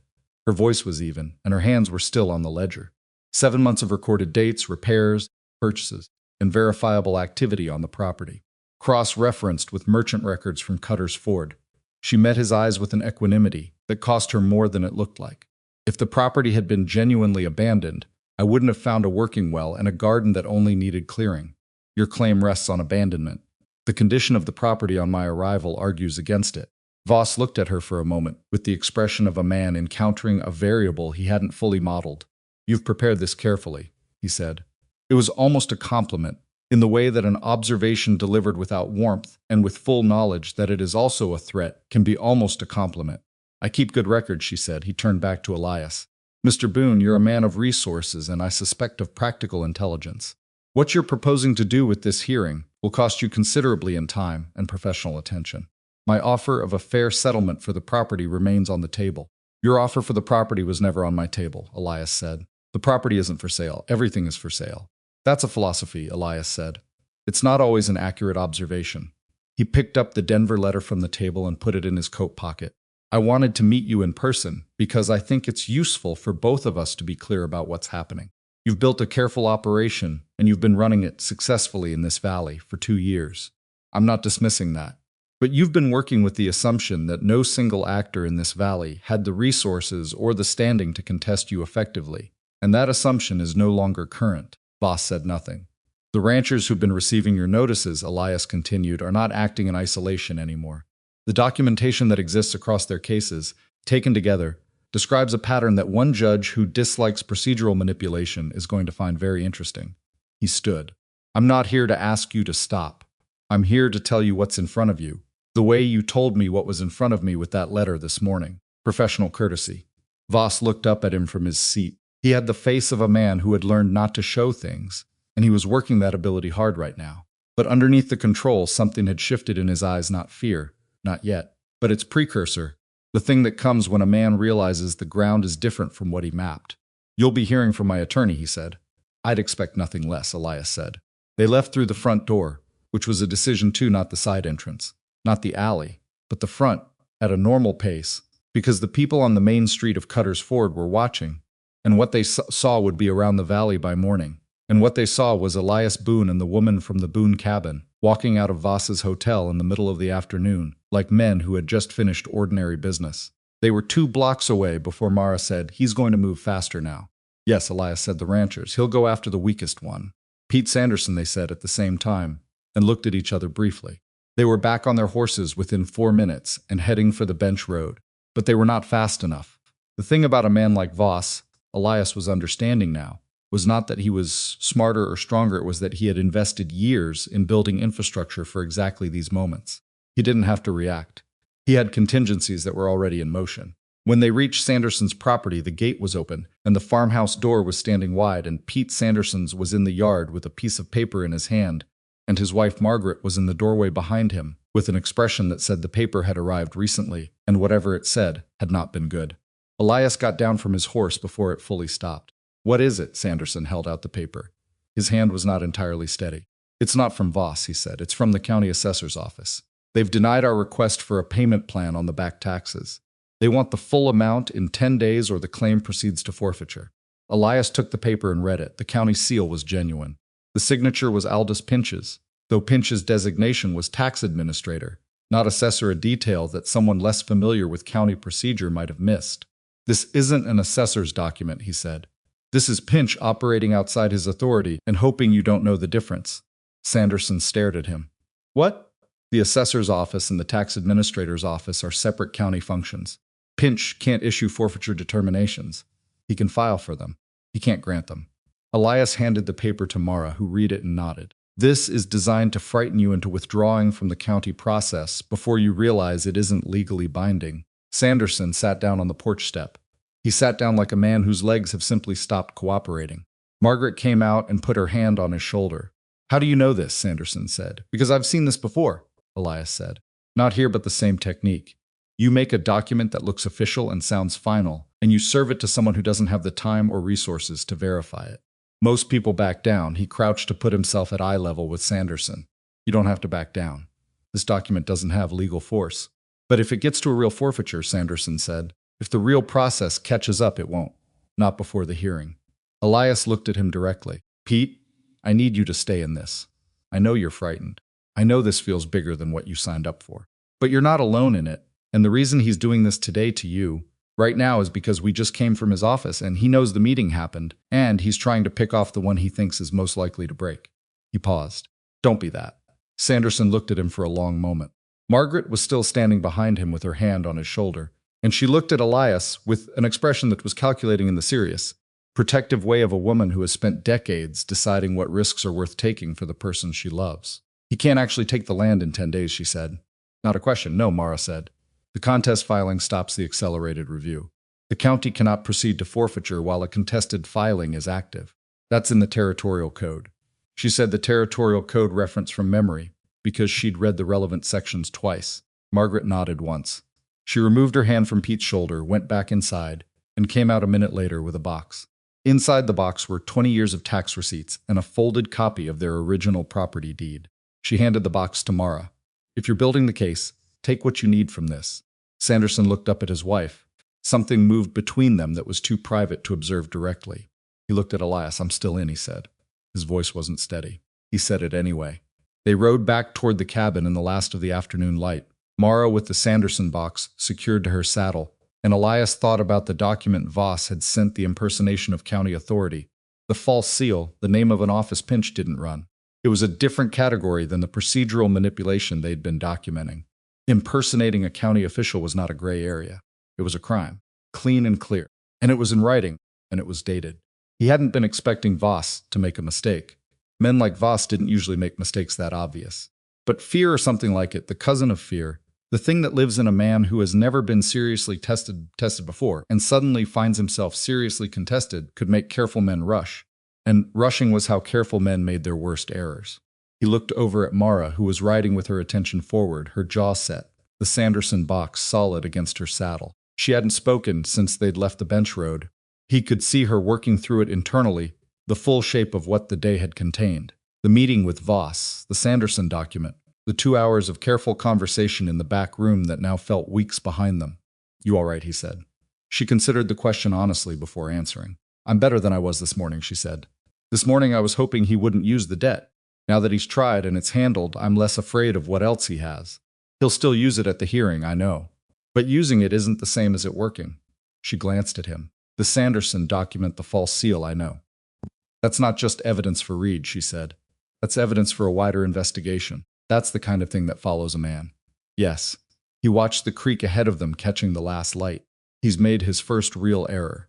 We need to make sure we're ready to use it at exactly the right moment and not before. She nodded slowly. They rode the last mile to the cabin in the kind of silence that sits between people who are thinking through the same problem from different angles and trusting each other to get there. When they came through the gate and across the yard, and she unlocked the door with the key she'd been using for 7 months, the 3 candles on the mantel were where they always were, burned down another degree.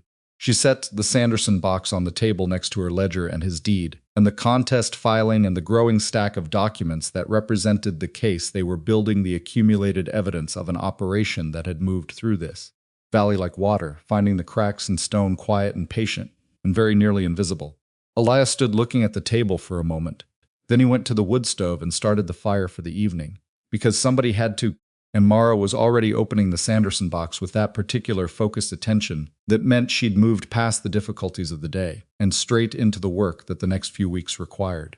Outside, the wind came off the ridge in long, patient waves, and somewhere in Cutter's Ford, a careful man in a pressed coat was sitting in his hotel room, understanding, for the first time, that the ground had moved under him while he was looking somewhere else. The hearing was set for a Thursday, which was the day Judge Harlan Reed always chose when he rode the Valley Circuit, because Thursday gave him Friday to write his preliminary findings before the weekend, and Monday to reconsider anything he'd written too quickly. He was that kind of judge, the kind who built his own procedural habits around the knowledge of his own tendencies, which was a form of self-awareness that Elias had come to respect enormously in the 2 weeks since they'd begun preparing for this day. The county courthouse in Cutter's Ford was not a courthouse in any architectural sense. It was the largest room in the valley, which happened to be the back half of the Cutter's Ford Town Hall, a building that served as meeting room and polling location and occasional overflow space for the feed warehouse next door, and which smelled accordingly. Someone had arranged chairs in rows and put a table at the front for the judge and pushed the regular furniture to the walls. And by 8 in the morning, the room was already half full, with people who had no direct stake in the proceedings but understood, with the instinct that small communities develop for such things, that something significant was happening. Elias arrived early with Mara beside him and the full document case under his arm: the deed, the ledger, the contest filing, the Sanderson impersonation document, the copies of Reed's prior decisions, the written accounts from Cass Tremaine and the Harlow brothers and Will Gentry and Harriet Soames, the merchant cross-references Mara had assembled, and the Denver settlement confirmation for the debt. It was a substantial case by any measure, and it had cost them 3 weeks of sustained work and a number of sleepless hours, and it was still not certain. That was the thing he'd been sitting with since the previous night. The case was good. It was not guaranteed. Voss arrived 20 minutes later with an attorney from the territorial capital, a man named Grafton, who had the particular confidence of someone accustomed to operating in rooms where his credentials alone shifted the balance of things before the first word was spoken. He was tall, well-dressed, and he set his own document case on the respondent's table with the unhurried precision of a man who had done this in considerably more impressive rooms than this one, and was prepared to be patient about the quality of his surroundings. Voss himself sat beside Grafton and looked at no one directly, which Elias had expected. He would have spent the last 2 weeks doing what men like him do when their operation is threatened, drawing inward, consolidating, reviewing every element of his legal position with his attorney, looking for the places where their own documentation was as unassailable, and positioning his argument around those places. He was not panicking. Elias was almost certain of that. Men like Voss did not panic. They recalculated. The Sanderson document, the false seal, Pinch's signature on a document outside his authority had been a gift, but it was also a complexity. Elias had spent considerable time in the days before the hearing deciding when and how to introduce it. Too early, and Grafton would have time to construct a response. Too late, and it would feel like a trick rather than evidence. He'd landed on a sequence, and he'd walked Mara through it twice, and he'd told the ranchers what to expect so that none of them would show surprise at the wrong moment. Judge Reed came in at 8:30 on the mark, which was when he'd said he would come in, and the room settled immediately because there was something in the man's physical presence that produced that effect without him having to ask for it. He was perhaps 65, heavyset, with a gray beard he'd clearly stopped managing a decade ago, and a jacket that had been brushed, but could have used more than brushing. He sat at the front table, arranged his own papers without help, looked at the room over his glasses, and said, "We'll proceed.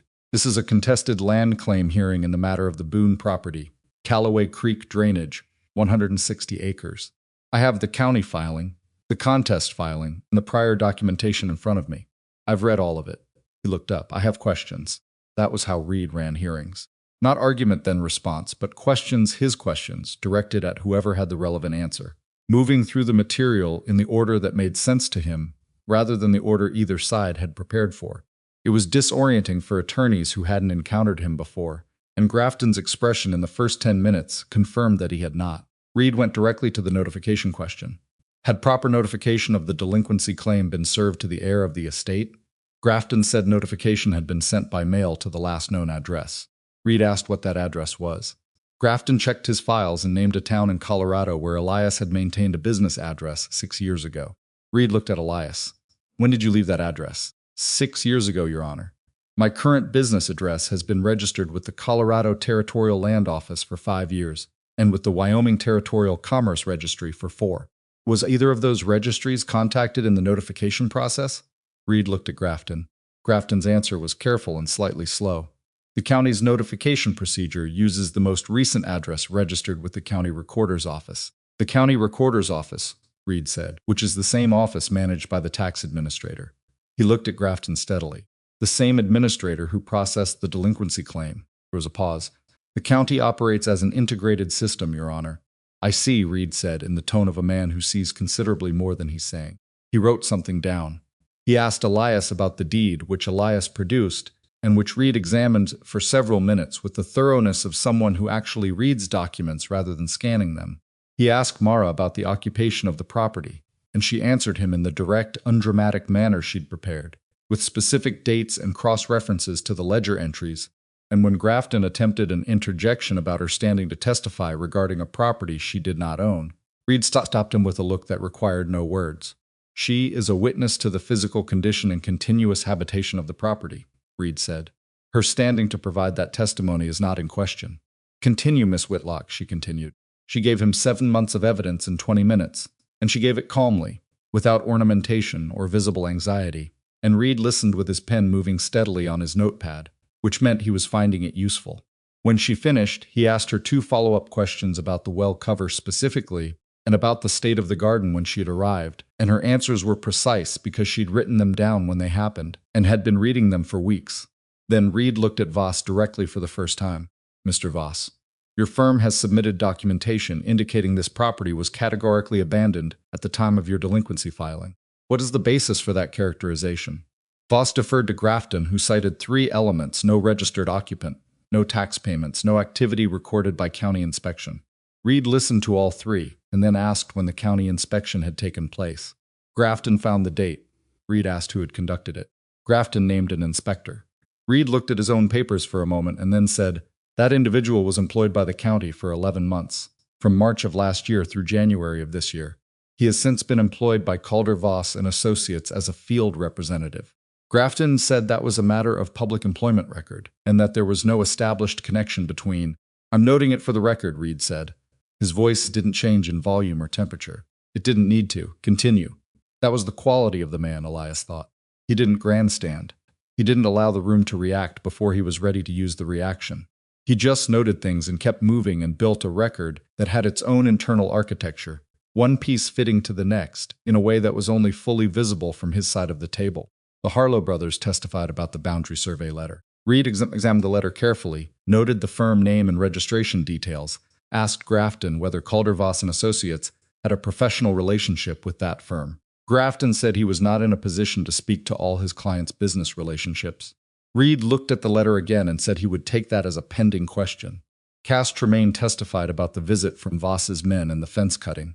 She was the kind of witness Reed seemed to trust instinctively. She had no particular polish, and she didn't try to create any, and she described what had happened with the compressed directness of someone who has lived too long with difficult things to find drama useful. When she described the fence line cut in 4 places, the room's ambient noise dropped to nothing. Grafton objected that there was no established connection between his client and the fence incident. Reed allowed the objection for the record and then said, "Miss Tremaine, in your written account, you noted that the fence was cut the night following the visit from Mr. Voss's representatives. Is that correct?" "Yes, Your Honor." "And prior to that visit, had your fence line been interfered with at any point in the preceding 12 years?" "No, Your Honor." "Thank you," Reed said and wrote something down. Then Elias introduced the Sanderson document. He'd been waiting for the moment when Grafton was slightly off balance, not badly, not visibly, but in the way that an attorney who has been surprised twice in the same hearing is by necessity managing more variables than he started with. He placed the document on the table in front of Reed and said, "Your Honor, this document was served to Pete Sanderson of the Benchland property 14 days ago. It purports to be a forfeiture determination from the county assessor's office, bearing a county seal and signed by Aldous Pinch. Mr. Sanderson's testimony will address the circumstances of its service." Reed picked it up and read it. He read it twice. The second reading was slower. He looked up at Grafton. "Are you aware of this document?" Grafton had seen it across the table when Elias had put it down, and he had maintained his composure with professional discipline. But there was something behind his eyes now that was working hard. "I am not, Your Honor." "The signature on this document belongs to the county's tax administrator," Reed said. "The document itself is issued in the name of the county assessor's office. Those are separate county functions." He set the document down very carefully, the way you set something down when you're being deliberate about not throwing it. "Mr. Sanderson, you received this document by hand delivery?"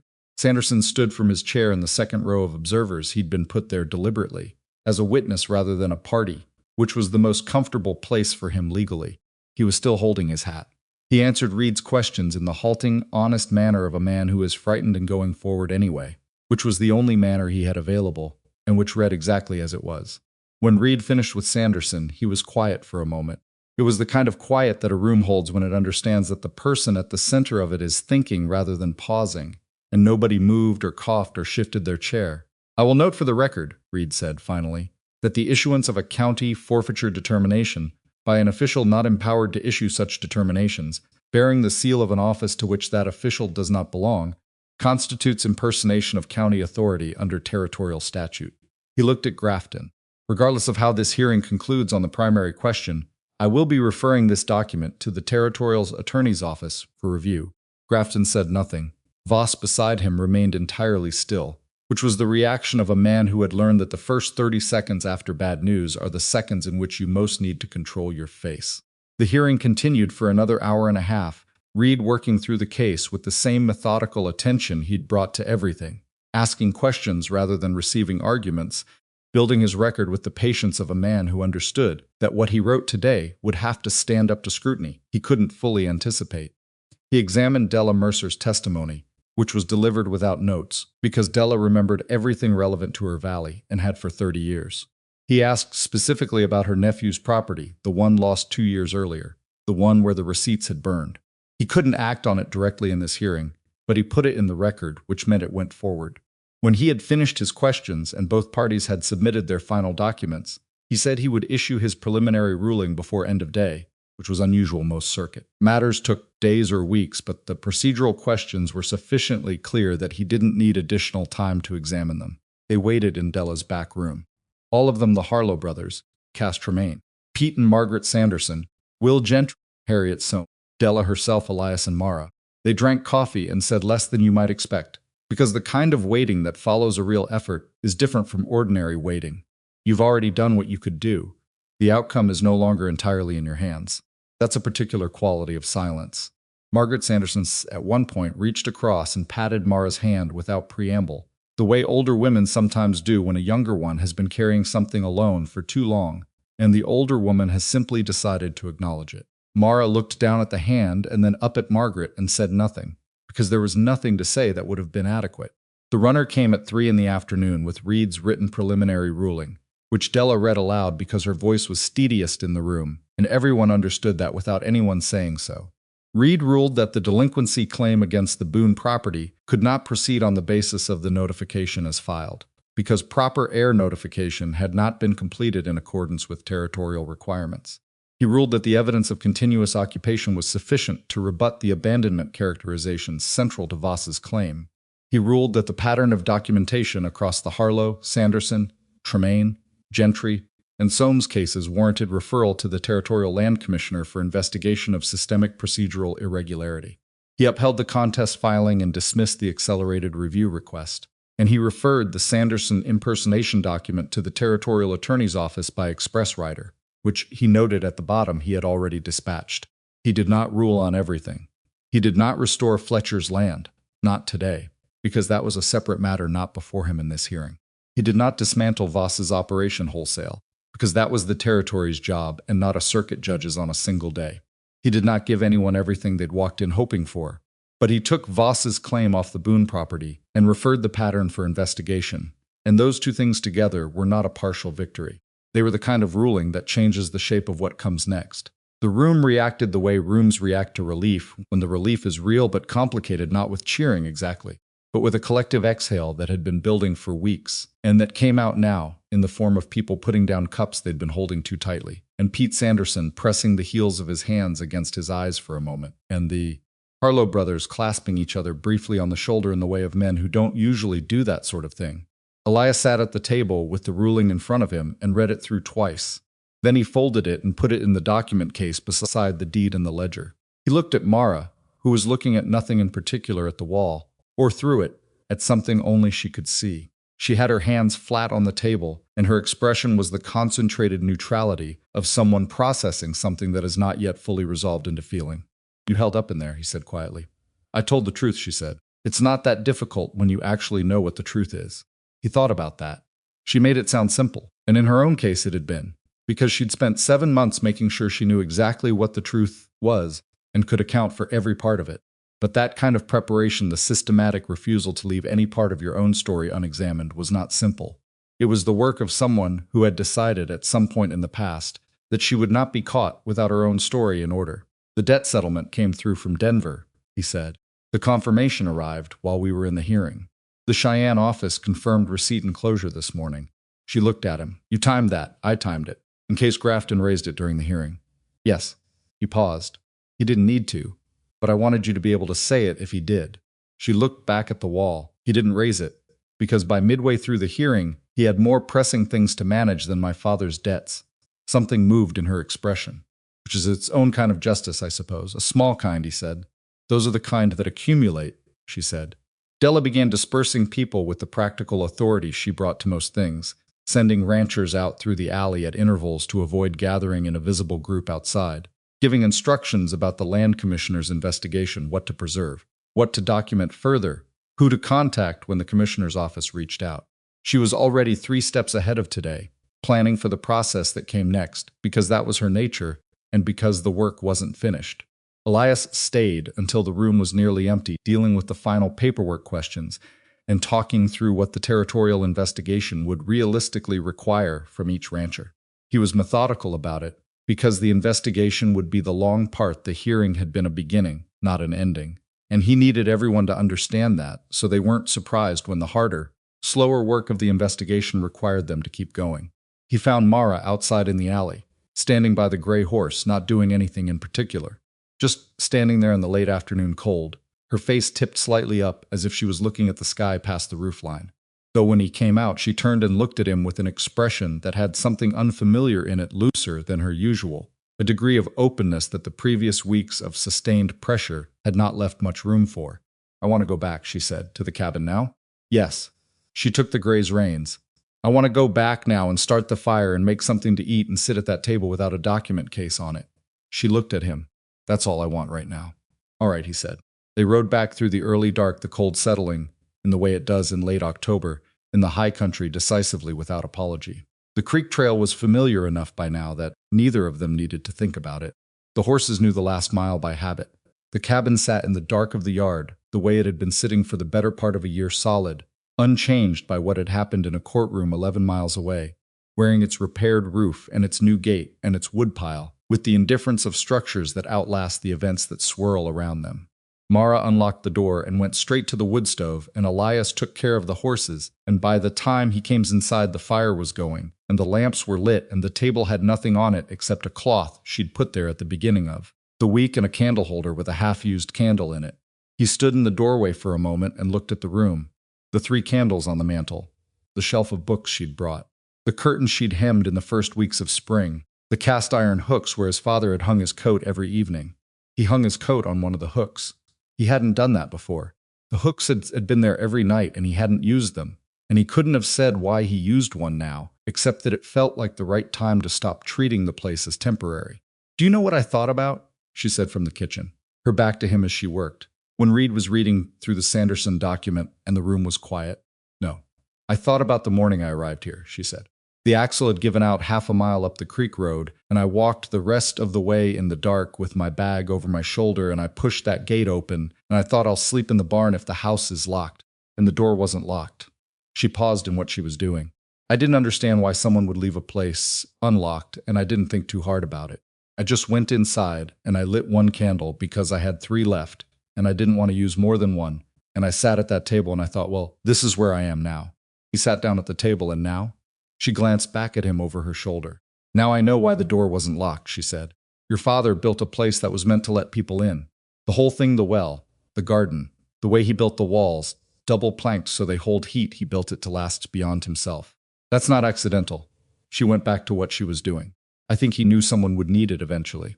Elias thought about his father, about a man who had worked 160 acres with 2 mules and a bad knee, and had never accumulated wealth in any conventional sense, and had not seemed to mind, who had built things to last because lasting was, for Thomas Boone, the primary measure of whether a thing was worth doing. "He would have liked you," he said. She was quiet for a moment. "I would have liked him," she said finally, "from what I can tell." They ate, and afterward the table was what she'd said she wanted it to be: clear, ordinary, not a work surface. She read, and he went over a letter he owed to his Denver firm, and the fire did what fires do in the evening in a well-built cabin, and outside the creek moved through the dark with its own unchanged purposes.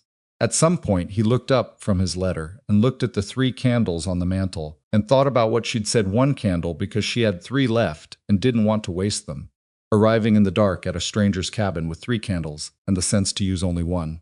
And then, in the weeks and months that followed, lighting the others 1 at a time, each one a decision to stay, each one a measure of something she hadn't been able to name at the time, but had decided to honor anyway. He thought about the Laramie parcel, the estate with no living heirs and no one paying attention. He'd bought it efficiently, and he'd held it for 2 years and sold it at a profit and not thought much about it since. But it had been somebody's something, once somebody's version of what this cabin was for Mara, or what it had been for his father. A place that had accumulated meaning through the labor and attention of specific people, and that had lost that meaning when the mechanism processed it. He wasn't certain what to do with that thought. He set it down beside the others he'd been accumulating since riding through that gate 3 weeks ago. Outside, the wind moved through the cottonwoods along the creek, with the sound it always made patient, low, like something settling into its permanent form. The hearing had done what it could do. The investigation would do what it would do, in its own time, moving through the territorial offices at the pace of institutions that have their own momentum and do not care about individual urgency. Voss would not leave immediately. Men like him did not leave immediately when the ground shifted. They recalculated and adjusted and looked for the remaining angles, and there would be a period of some duration in which the outcome of the investigation was genuinely uncertain, and the pressure on the ranchers would continue in its subtler forms. That was not over. But the claim on the Boone property was off the table. The ledger had done what it was built to do, and the other ranchers had stood together in a room and not been picked apart individually, which meant that the fundamental mechanism Voss had relied on, isolation, the belief that each target stood alone, had been broken, and once broken it was not easily repaired. Mara closed her book and looked at the mantel for a moment. 3 candles burning at their different heights. "I should light a 4th, she said, not quite to him. More to herself, he looked at the mantle. What would the fourth one mean? She thought about it honestly. The way she thought about everything, not quickly, not for effect, but with the care of someone who takes the meaning of things seriously. That I stopped counting, she said, for a different reason than before. He didn't say anything to that. He didn't need to. She got up and found a candle in the kitchen drawer, where she kept them, and brought it to the mantel, and lit it from one of the others. And she put it at the end of the row, and then she stood there for a moment, looking at the four of them before she went back to her chair and her book. The cabin held them both in its old warmth, its double-planked walls doing their job, the fire doing its job, the roof overhead doing the job Mara had repaired it to do. Outside, the valley was dark and cold, and in its various houses and on its various pieces of land, the people who had stood together that morning were settling into whatever version of relief and exhaustion and quiet hope they were capable of, each in their own way, each carrying the particular weight and the particular lightness that comes when a thing you fought for doesn't entirely fail. It was not everything. It was enough to build from. And in the morning there would be more work, because there was always more work, and both of them knew that, and neither of them was afraid of it. The territorial investigation did not move quickly, because territorial investigations never did. It moved the way large institutional things move in stages, with paperwork preceding action by weeks and action preceding consequence by months, the whole machinery grinding forward with a thoroughness that was maddening to watch from the outside, but that in the end left less room for the kind of procedural escape that faster processes allowed. Voss stayed in Cutter's Ford through November. That surprised people, though it perhaps shouldn't have. He was not the kind of man who left while there was still a remaining angle to work, and through November there were still angles. He filed a response to Reed's referral through Grafton, which was his right and which everyone had expected.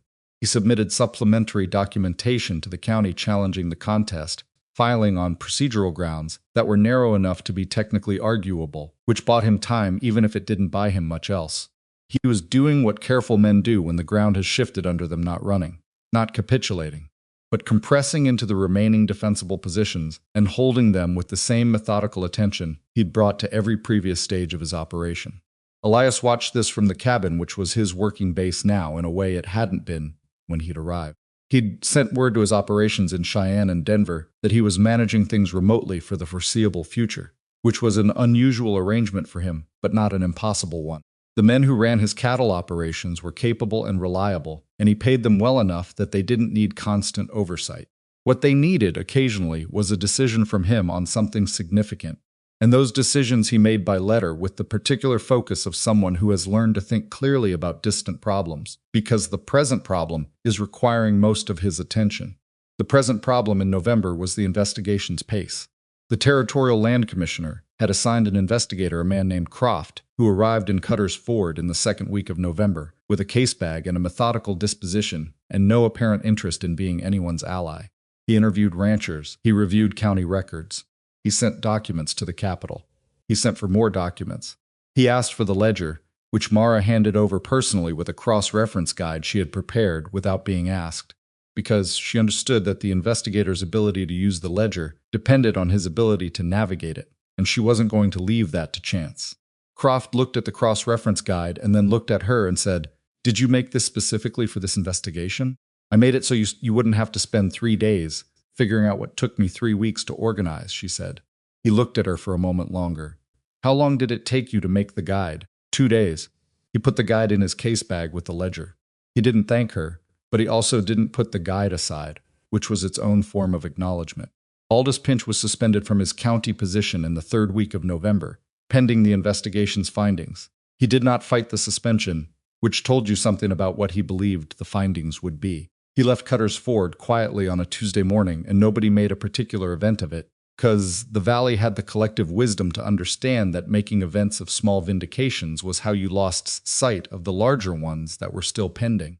The Harlow brothers got their boundary confirmation in early December. The fraudulent survey firm's work was officially invalidated, and the original markers restored. Daniel Harlow came into Della's Mercantile on the day the confirmation arrived and stood at the counter for a moment and then said, "I want to buy something. I don't know what. Something good." And Della sold him a tin of coffee that cost 4 times what he usually spent, and he didn't argue about the price. Cass Tremaine's situation took longer because the fence cutting, while clearly documented in her testimony, required the investigator to establish a connection to Voss's operation specifically, and connections of that kind require either documentary evidence or a witness who was present, and neither existed in clean form. What existed was a pattern: the timing, the prior visit, the absence of any previous incidents, and Croft was the kind of investigator who understood how patterns worked and was willing to put them in his report, even when they weren't legally definitive, because a report that documents a pattern is a different kind of instrument than one that documents only certainties. Elias spent December working on something he hadn't fully articulated to anyone yet, including Mara. It had been growing in him since the night of the hearing, when he'd hung his coat on his father's hook and understood, in some inarticulate but definite way, that he was done treating the Boone property as an asset to be managed from a distance. It was more than that. It had always been more than that, and he'd spent 11 years constructing a very convincing story about why it wasn't, and that story had collapsed sometime in the last 2 months, and he hadn't bothered trying to rebuild it. What he was working on was a smokehouse. The original had been built by his father in the cabin's first years and had stood for 2 decades before the roof had given way, and the walls had gradually followed. The foundation was still sound. Thomas Boone had overbuilt his foundations the way men who expect things to last tend to do, and the footprint was clear.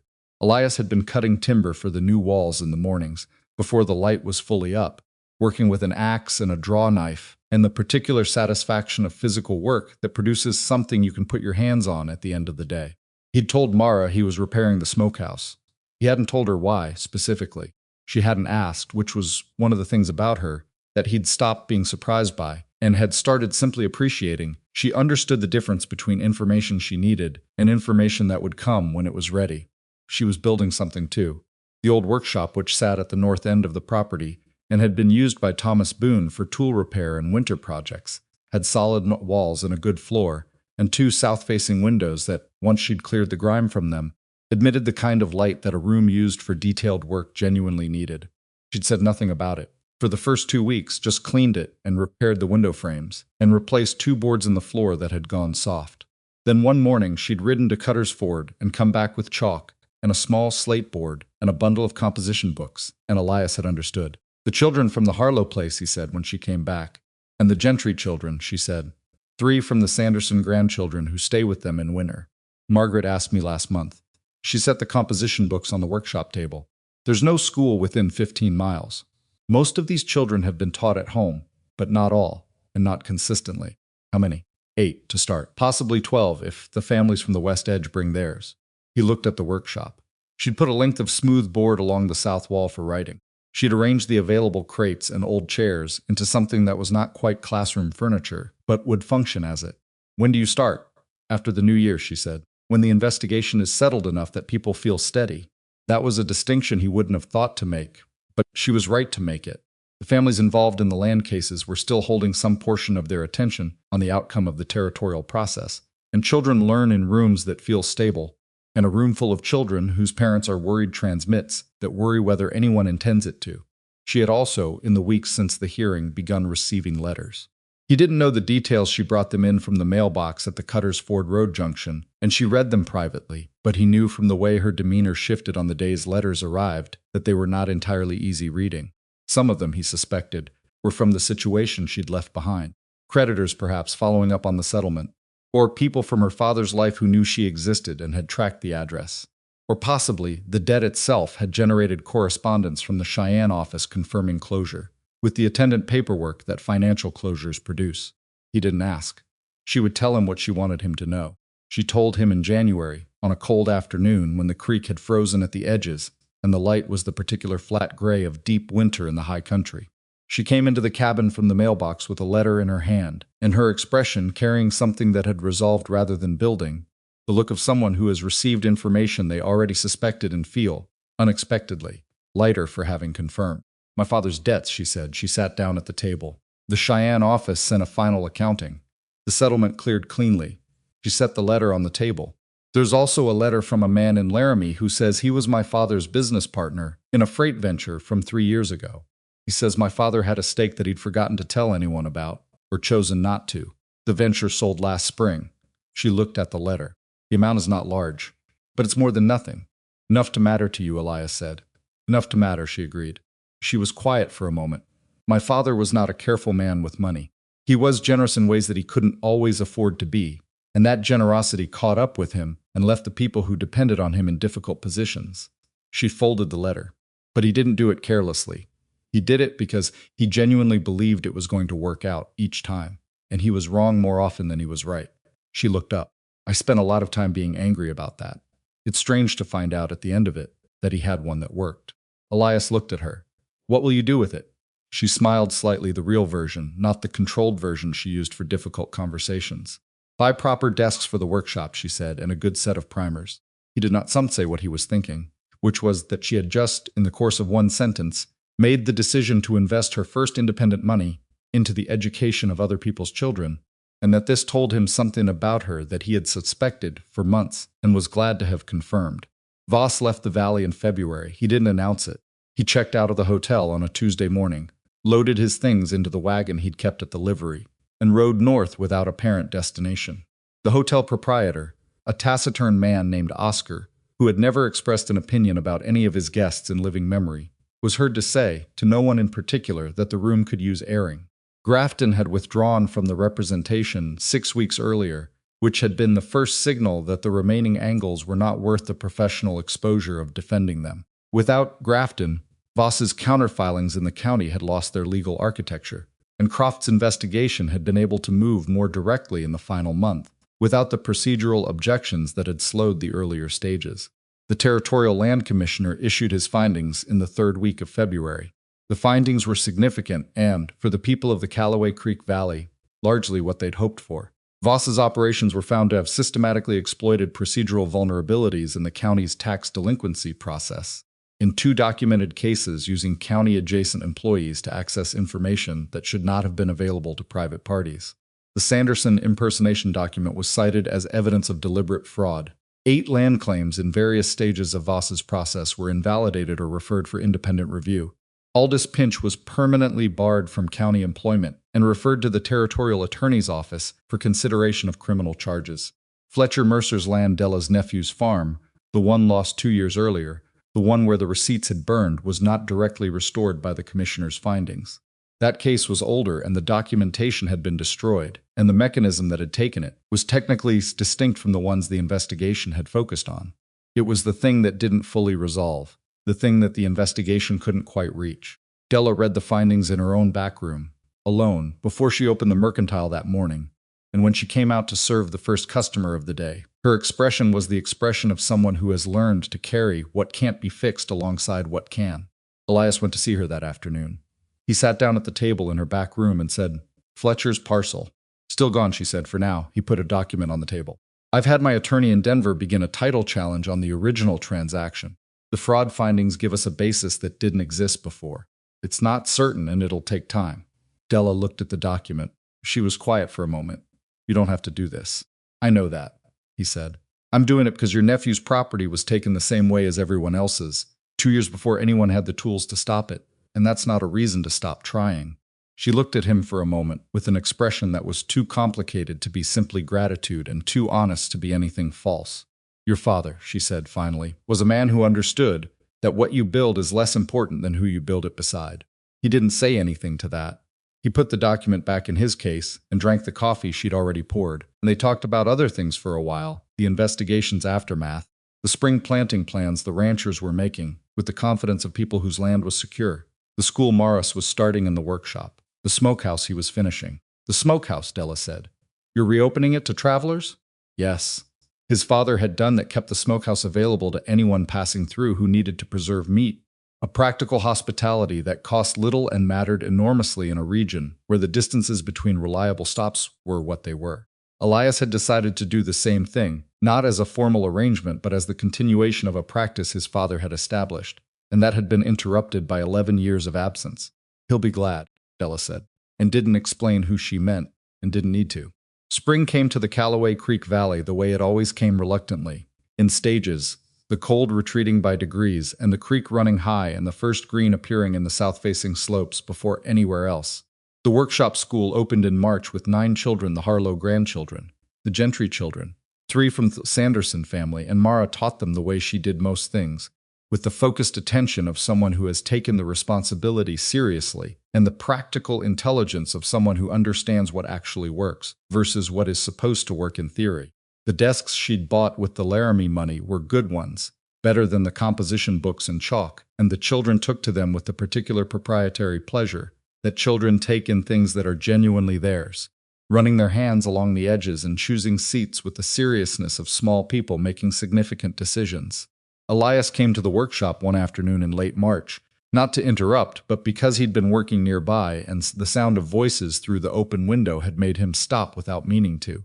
He stood outside and listened to Mara explaining something about fractions through the practical example of dividing a piece of land, which was a context every child in the room understood viscerally. And he listened to a girl of about 10 work through the problem out loud, with the halting courage of someone thinking through something genuinely hard in front of other people. And he heard Mara say, "You've got it.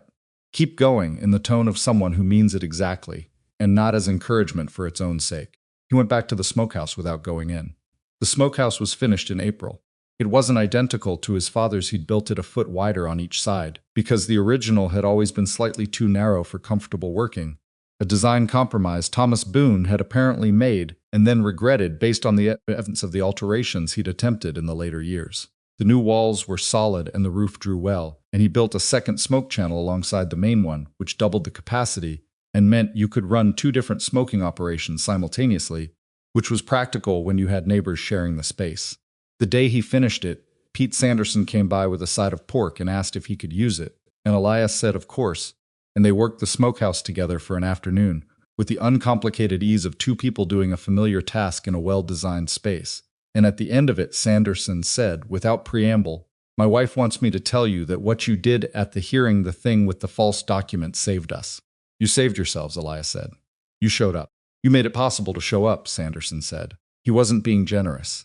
He was being accurate, with the particular stubbornness of a man who has thought about this for months and arrived at a conclusion he intends to state correctly. There's a difference between being willing to fight and having the means to do it. Most of us had the willing. You brought the means. Elias thought about this as Sanderson drove his wagon back up the bench road in the late afternoon. He thought about the thing he'd been circling for months, the question of what wealth was actually for. He'd spent 11 years building it, accumulating it, deploying it in the service of his own interests and the interests of his operations, and he'd told himself the story that most men in his position told themselves, which was that the wealth was the point, that the size of what he'd built was the measure of what he'd done with his life. The hearing had not disproved that story exactly.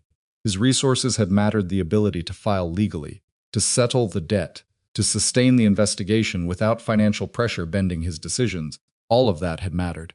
But the resources had only worked because of what the other people had brought to the table. Sanderson's willingness to stand up frightened.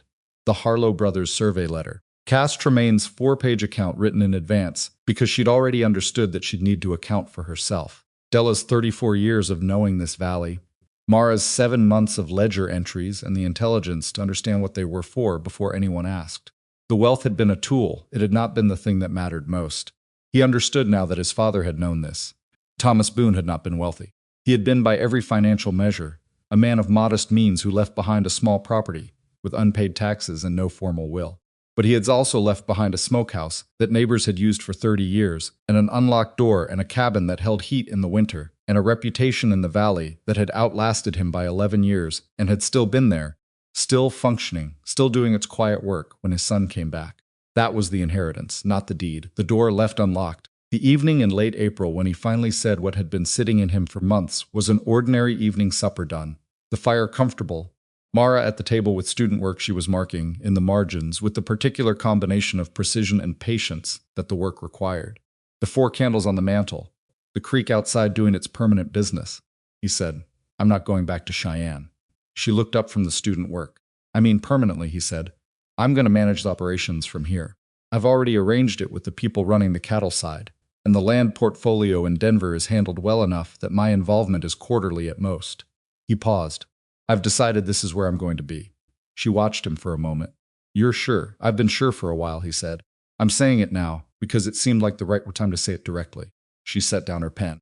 She didn't say anything immediately, and he was glad she didn't, because she wasn't someone who said things before she'd decided what she meant, and he'd learned to wait for what she actually meant, rather than what she might say to fill the space. "The workshop," she said finally. I want to keep it going through winter. The children from the West Edge families need more consistency than spring and fall sessions give them. I want to try to get a proper stove in there before November. There's a cast iron stove at the hardware in Cutter's Ford, he said. I saw it last month. It's the right size. She looked at him steadily for a moment, understanding what they were doing, which was not exactly a conversation about a stove, though it was also exactly that. I'm not staying because of the money, she said. She said it without defense, as a statement of fact she wanted clearly on the record, or because the debt is settled. I stayed through the winter because this place is worth staying in, and I started the school because these children need someone to show up for them. And neither of those things has anything to do with your land or your cattle or your properties in 3 territories. I know that, he said. I want you to know that I know you know it, she said. There's a difference. He almost smiled, and this time he let it get all the way to his face. I know there is.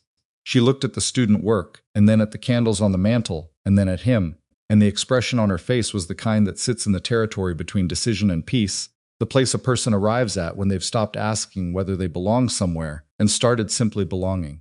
The stove, she said, we should get it before the prices go up in the fall. I'll arrange it this week, he said. She went back to her marking. He went back to the letter he'd been drafting to his Denver firm. The fire did what fires do. Outside, the creek ran in the particular way it ran in spring, full and purposeful, with the sound of water that knows exactly where it's going. There is a thing that people get wrong about what wealth can and cannot do, and Elias Boone had spent most of his adult life getting it wrong in a comfortable and well-funded way. He had believed, without examining the belief too carefully, that having enough money meant you were essentially protected from uncertainty, from loss, from the particular vulnerability that comes with needing other people.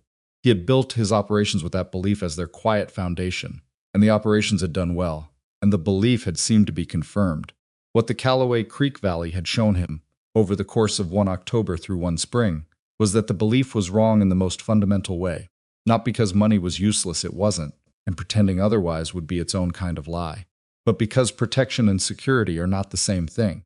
You can protect yourself from almost everything with enough money and intelligence and careful management, and still find yourself arriving at a place that feels entirely empty, like a man coming home to a cabin he expects to be dark, because the thing that makes a place a home is not something that can be purchased or managed or accumulated. It is made. It is made by the people who show up for it. Mara Whitlock had shown up for a stranger's property in the dark with a broken wagon and 3 candles and the practical intelligence to see that the place needed doing and the personal courage to do it. For 7 months, without knowing if it would last. She had not done it for Elias, and she had not done it for Thomas Boone, and she had not done it because she expected anything in return. She had done it because she was the kind of person who, when she finds herself in a place that needs someone, becomes that someone. That was not a thing you could manufacture in a person. It was either there or it wasn't. The valley settled into its spring routines. The Harlow brothers planted their east pasture for the first time in 2 years, without the uncertainty of the boundary dispute hanging over it. And the planting felt different for that, Daniel said lighter. Somehow, though the soil was the same weight it always was. Cass Tremaine repaired the north fence line herself again, because she was the kind of woman who preferred to do her own repairs. But this time she repaired it without the cold awareness that the cutting might happen again. Pete Sanderson's wife Margaret joined the school on Tuesday mornings to help Mara with the younger children, because she'd been a school teacher in Ohio before Pete had brought her west 30 years ago. And she admitted to Mara, with the slight embarrassment of someone confessing to a need they've been sitting on for decades, genuinely missing it. The smokehouse received its first travelers in May, a family moving west with a wagon and 2 milk cows and children who hadn't had a properly preserved meal in 2 weeks. They used the smokehouse for a day and camped in the yard, and the children played in the creek in the morning before they moved on. And Elias watched them go from the fence with the feeling that his father was somewhere in the vicinity of satisfied. In June, a letter arrived from the territorial attorney's office indicating that the case against Aldous Pinch had been settled through a plea arrangement, the terms of which included permanent disbarment from public office and a financial restitution to the affected county that would, in a modest way, help fund the proper procedural reforms that Croft's investigation had recommended. It was not a dramatic outcome. It was an institutional one, the kind that doesn't make anyone feel vindicated in the way that a more visible punishment might, but that actually changes the system in the small, specific ways that prevent the same thing from happening again to the next valley. Reed's referral, it turned out, had landed in exactly the right office at exactly the right time, because the territorial legislature was already considering property rights reforms, and the Callaway Creek case became one of 3 documented examples cited in the Legislative Committee's final report. Elias read about it in a Denver newspaper 3 months later, in a brief paragraph buried on the 4th page. The valley was not named. The ranchers were not named. The work they'd done, and the documents they'd gathered, and the hearing where Pete Sanderson had stood up, frightened, and said it anyway, none of that appeared by name. But the reform passed, and in the counties that implemented it, the particular mechanism Voss had used could no longer be run the same way. Because the notification requirements were now explicit, and the separation between administrative offices was now enforced, and the waiting periods were now mandatory rather than discretionary. That was the thing about justice when it worked at an institutional level rather than a personal one. It was invisible in the way that prevention is always invisible. You couldn't see the families who didn't lose their land because a mechanism that would have taken it no longer existed. You could only know if you knew the history that the mechanism had existed and then had not. Elias thought about that, sometimes about the gap between the visible and the effective, about how much of what actually matters in a community happens without anyone seeing it, in the unglamorous, incremental work of people who show up and do what needs doing, without waiting to be asked and without expecting recognition. Mara had done that for 7 months before he'd arrived, and blown through the gate with his jaw set and his ownership papers framing themselves in his head. She'd been doing the real work of the place, while the legal owner was in Cheyenne, telling himself he'd get around to it eventually. That was the thing he was most glad to have understood, before it was too late to act on it. The 4 candles on the mantel burned down through the summer, and were replaced with new ones, which Mara bought in Cutter's Ford on a Tuesday in July, and set in the same holders in the same order. She didn't make a ceremony of it. She just replaced what had burned, and put the new ones where the old ones had been, and the mantel looked the same as it always had 4 flames at different heights, burning for different reasons, all of them adding up to the same thing. He stood in the doorway one evening in August and looked at her at the table with the evening light coming in through the west window, marking student work with the same focused attention she'd always brought to the tasks she took seriously. Her hair loose after a day that had included, in order, 2 hours of teaching, an afternoon helping Margaret Sanderson plant fall vegetables, and a long conversation with Della about expanding the school's reach to the families on the valley's north edge who were too far to come regularly, but whose children were getting no formal education at all. She looked up and caught him looking and said, "What?" "Nothing," he said, thinking. About what? He thought about how to say it accurately, because she had earned accuracy from him. About the difference between what I thought I was coming back to, he said, and what I actually came back to. She looked at him for a moment, with those eyes that saw things clearly and didn't flinch from what they saw. "What did you think you were coming back to?" "An empty cabin," he said. "A property problem. Something to deal with and leave." She nodded slowly. "And what did you come back to?" He looked at the 4 candles on the mantel, at the shelf of books and the hemmed curtains and the cast-iron hooks, where both their coats hung now, side by side in the way that 2 people's coats hang when they have both stopped thinking of a place as temporary. "Home," he said, simply, because that was the accurate word and she had earned accuracy. She held his gaze for a moment, and then she looked back at her student work, and the small curve at the corner of her mouth was the truest thing in the room. Outside, the creek ran on in the August evening, carrying the snowmelt from the high country through the valley and onward, indifferent to the particular lives being lived along its banks, but providing, as it always had and always would, the water that made those lives possible. The cottonwoods along its margin were in full leaf, heavy and green and loud in the slightest wind. The smokehouse held its smell of hickory and thyme. The workshop school had a new stove on order. The east fence line was sound. The garden was producing more than 2 people needed, which meant there was enough to share, which was the condition Thomas Boone had always worked toward, and had never fully articulated, but had lived by every day of his adult life. A man can own thousands of acres and still have nothing that belongs to him in the way that matters. He can build operations across 3 territories and come home to a darkness of his own making. He can mistake the accumulation of property for the accumulation of life, and he can do it convincingly enough for long enough that the mistake becomes invisible to him. Or he can come back through a gate he's been avoiding for 11 years and find that someone was already there, doing the work he'd left undone, keeping the place alive for reasons that had nothing to do with him, and he can be honest enough with himself to understand what that means. And he can choose, with whatever time he has left, to build something worth coming home to, not alone, not by force of money or standing, but alongside someone who chose the same place for her own reasons and stayed for her own reasons, and will leave only if she decides to. She decided to stay. Not because the debt was gone, though it was. Not because the land was secure, though it was. Not because Elias Boone was a wealthy man with properties across 3 territories, though he was. She stayed because the place had let her in on a dark night when she had 3 candles left and nowhere else to go, and she had made something of it, and it had made something of her, and by the time anyone asked her to account for herself, she had 7 months of careful records and a story that held up to examination.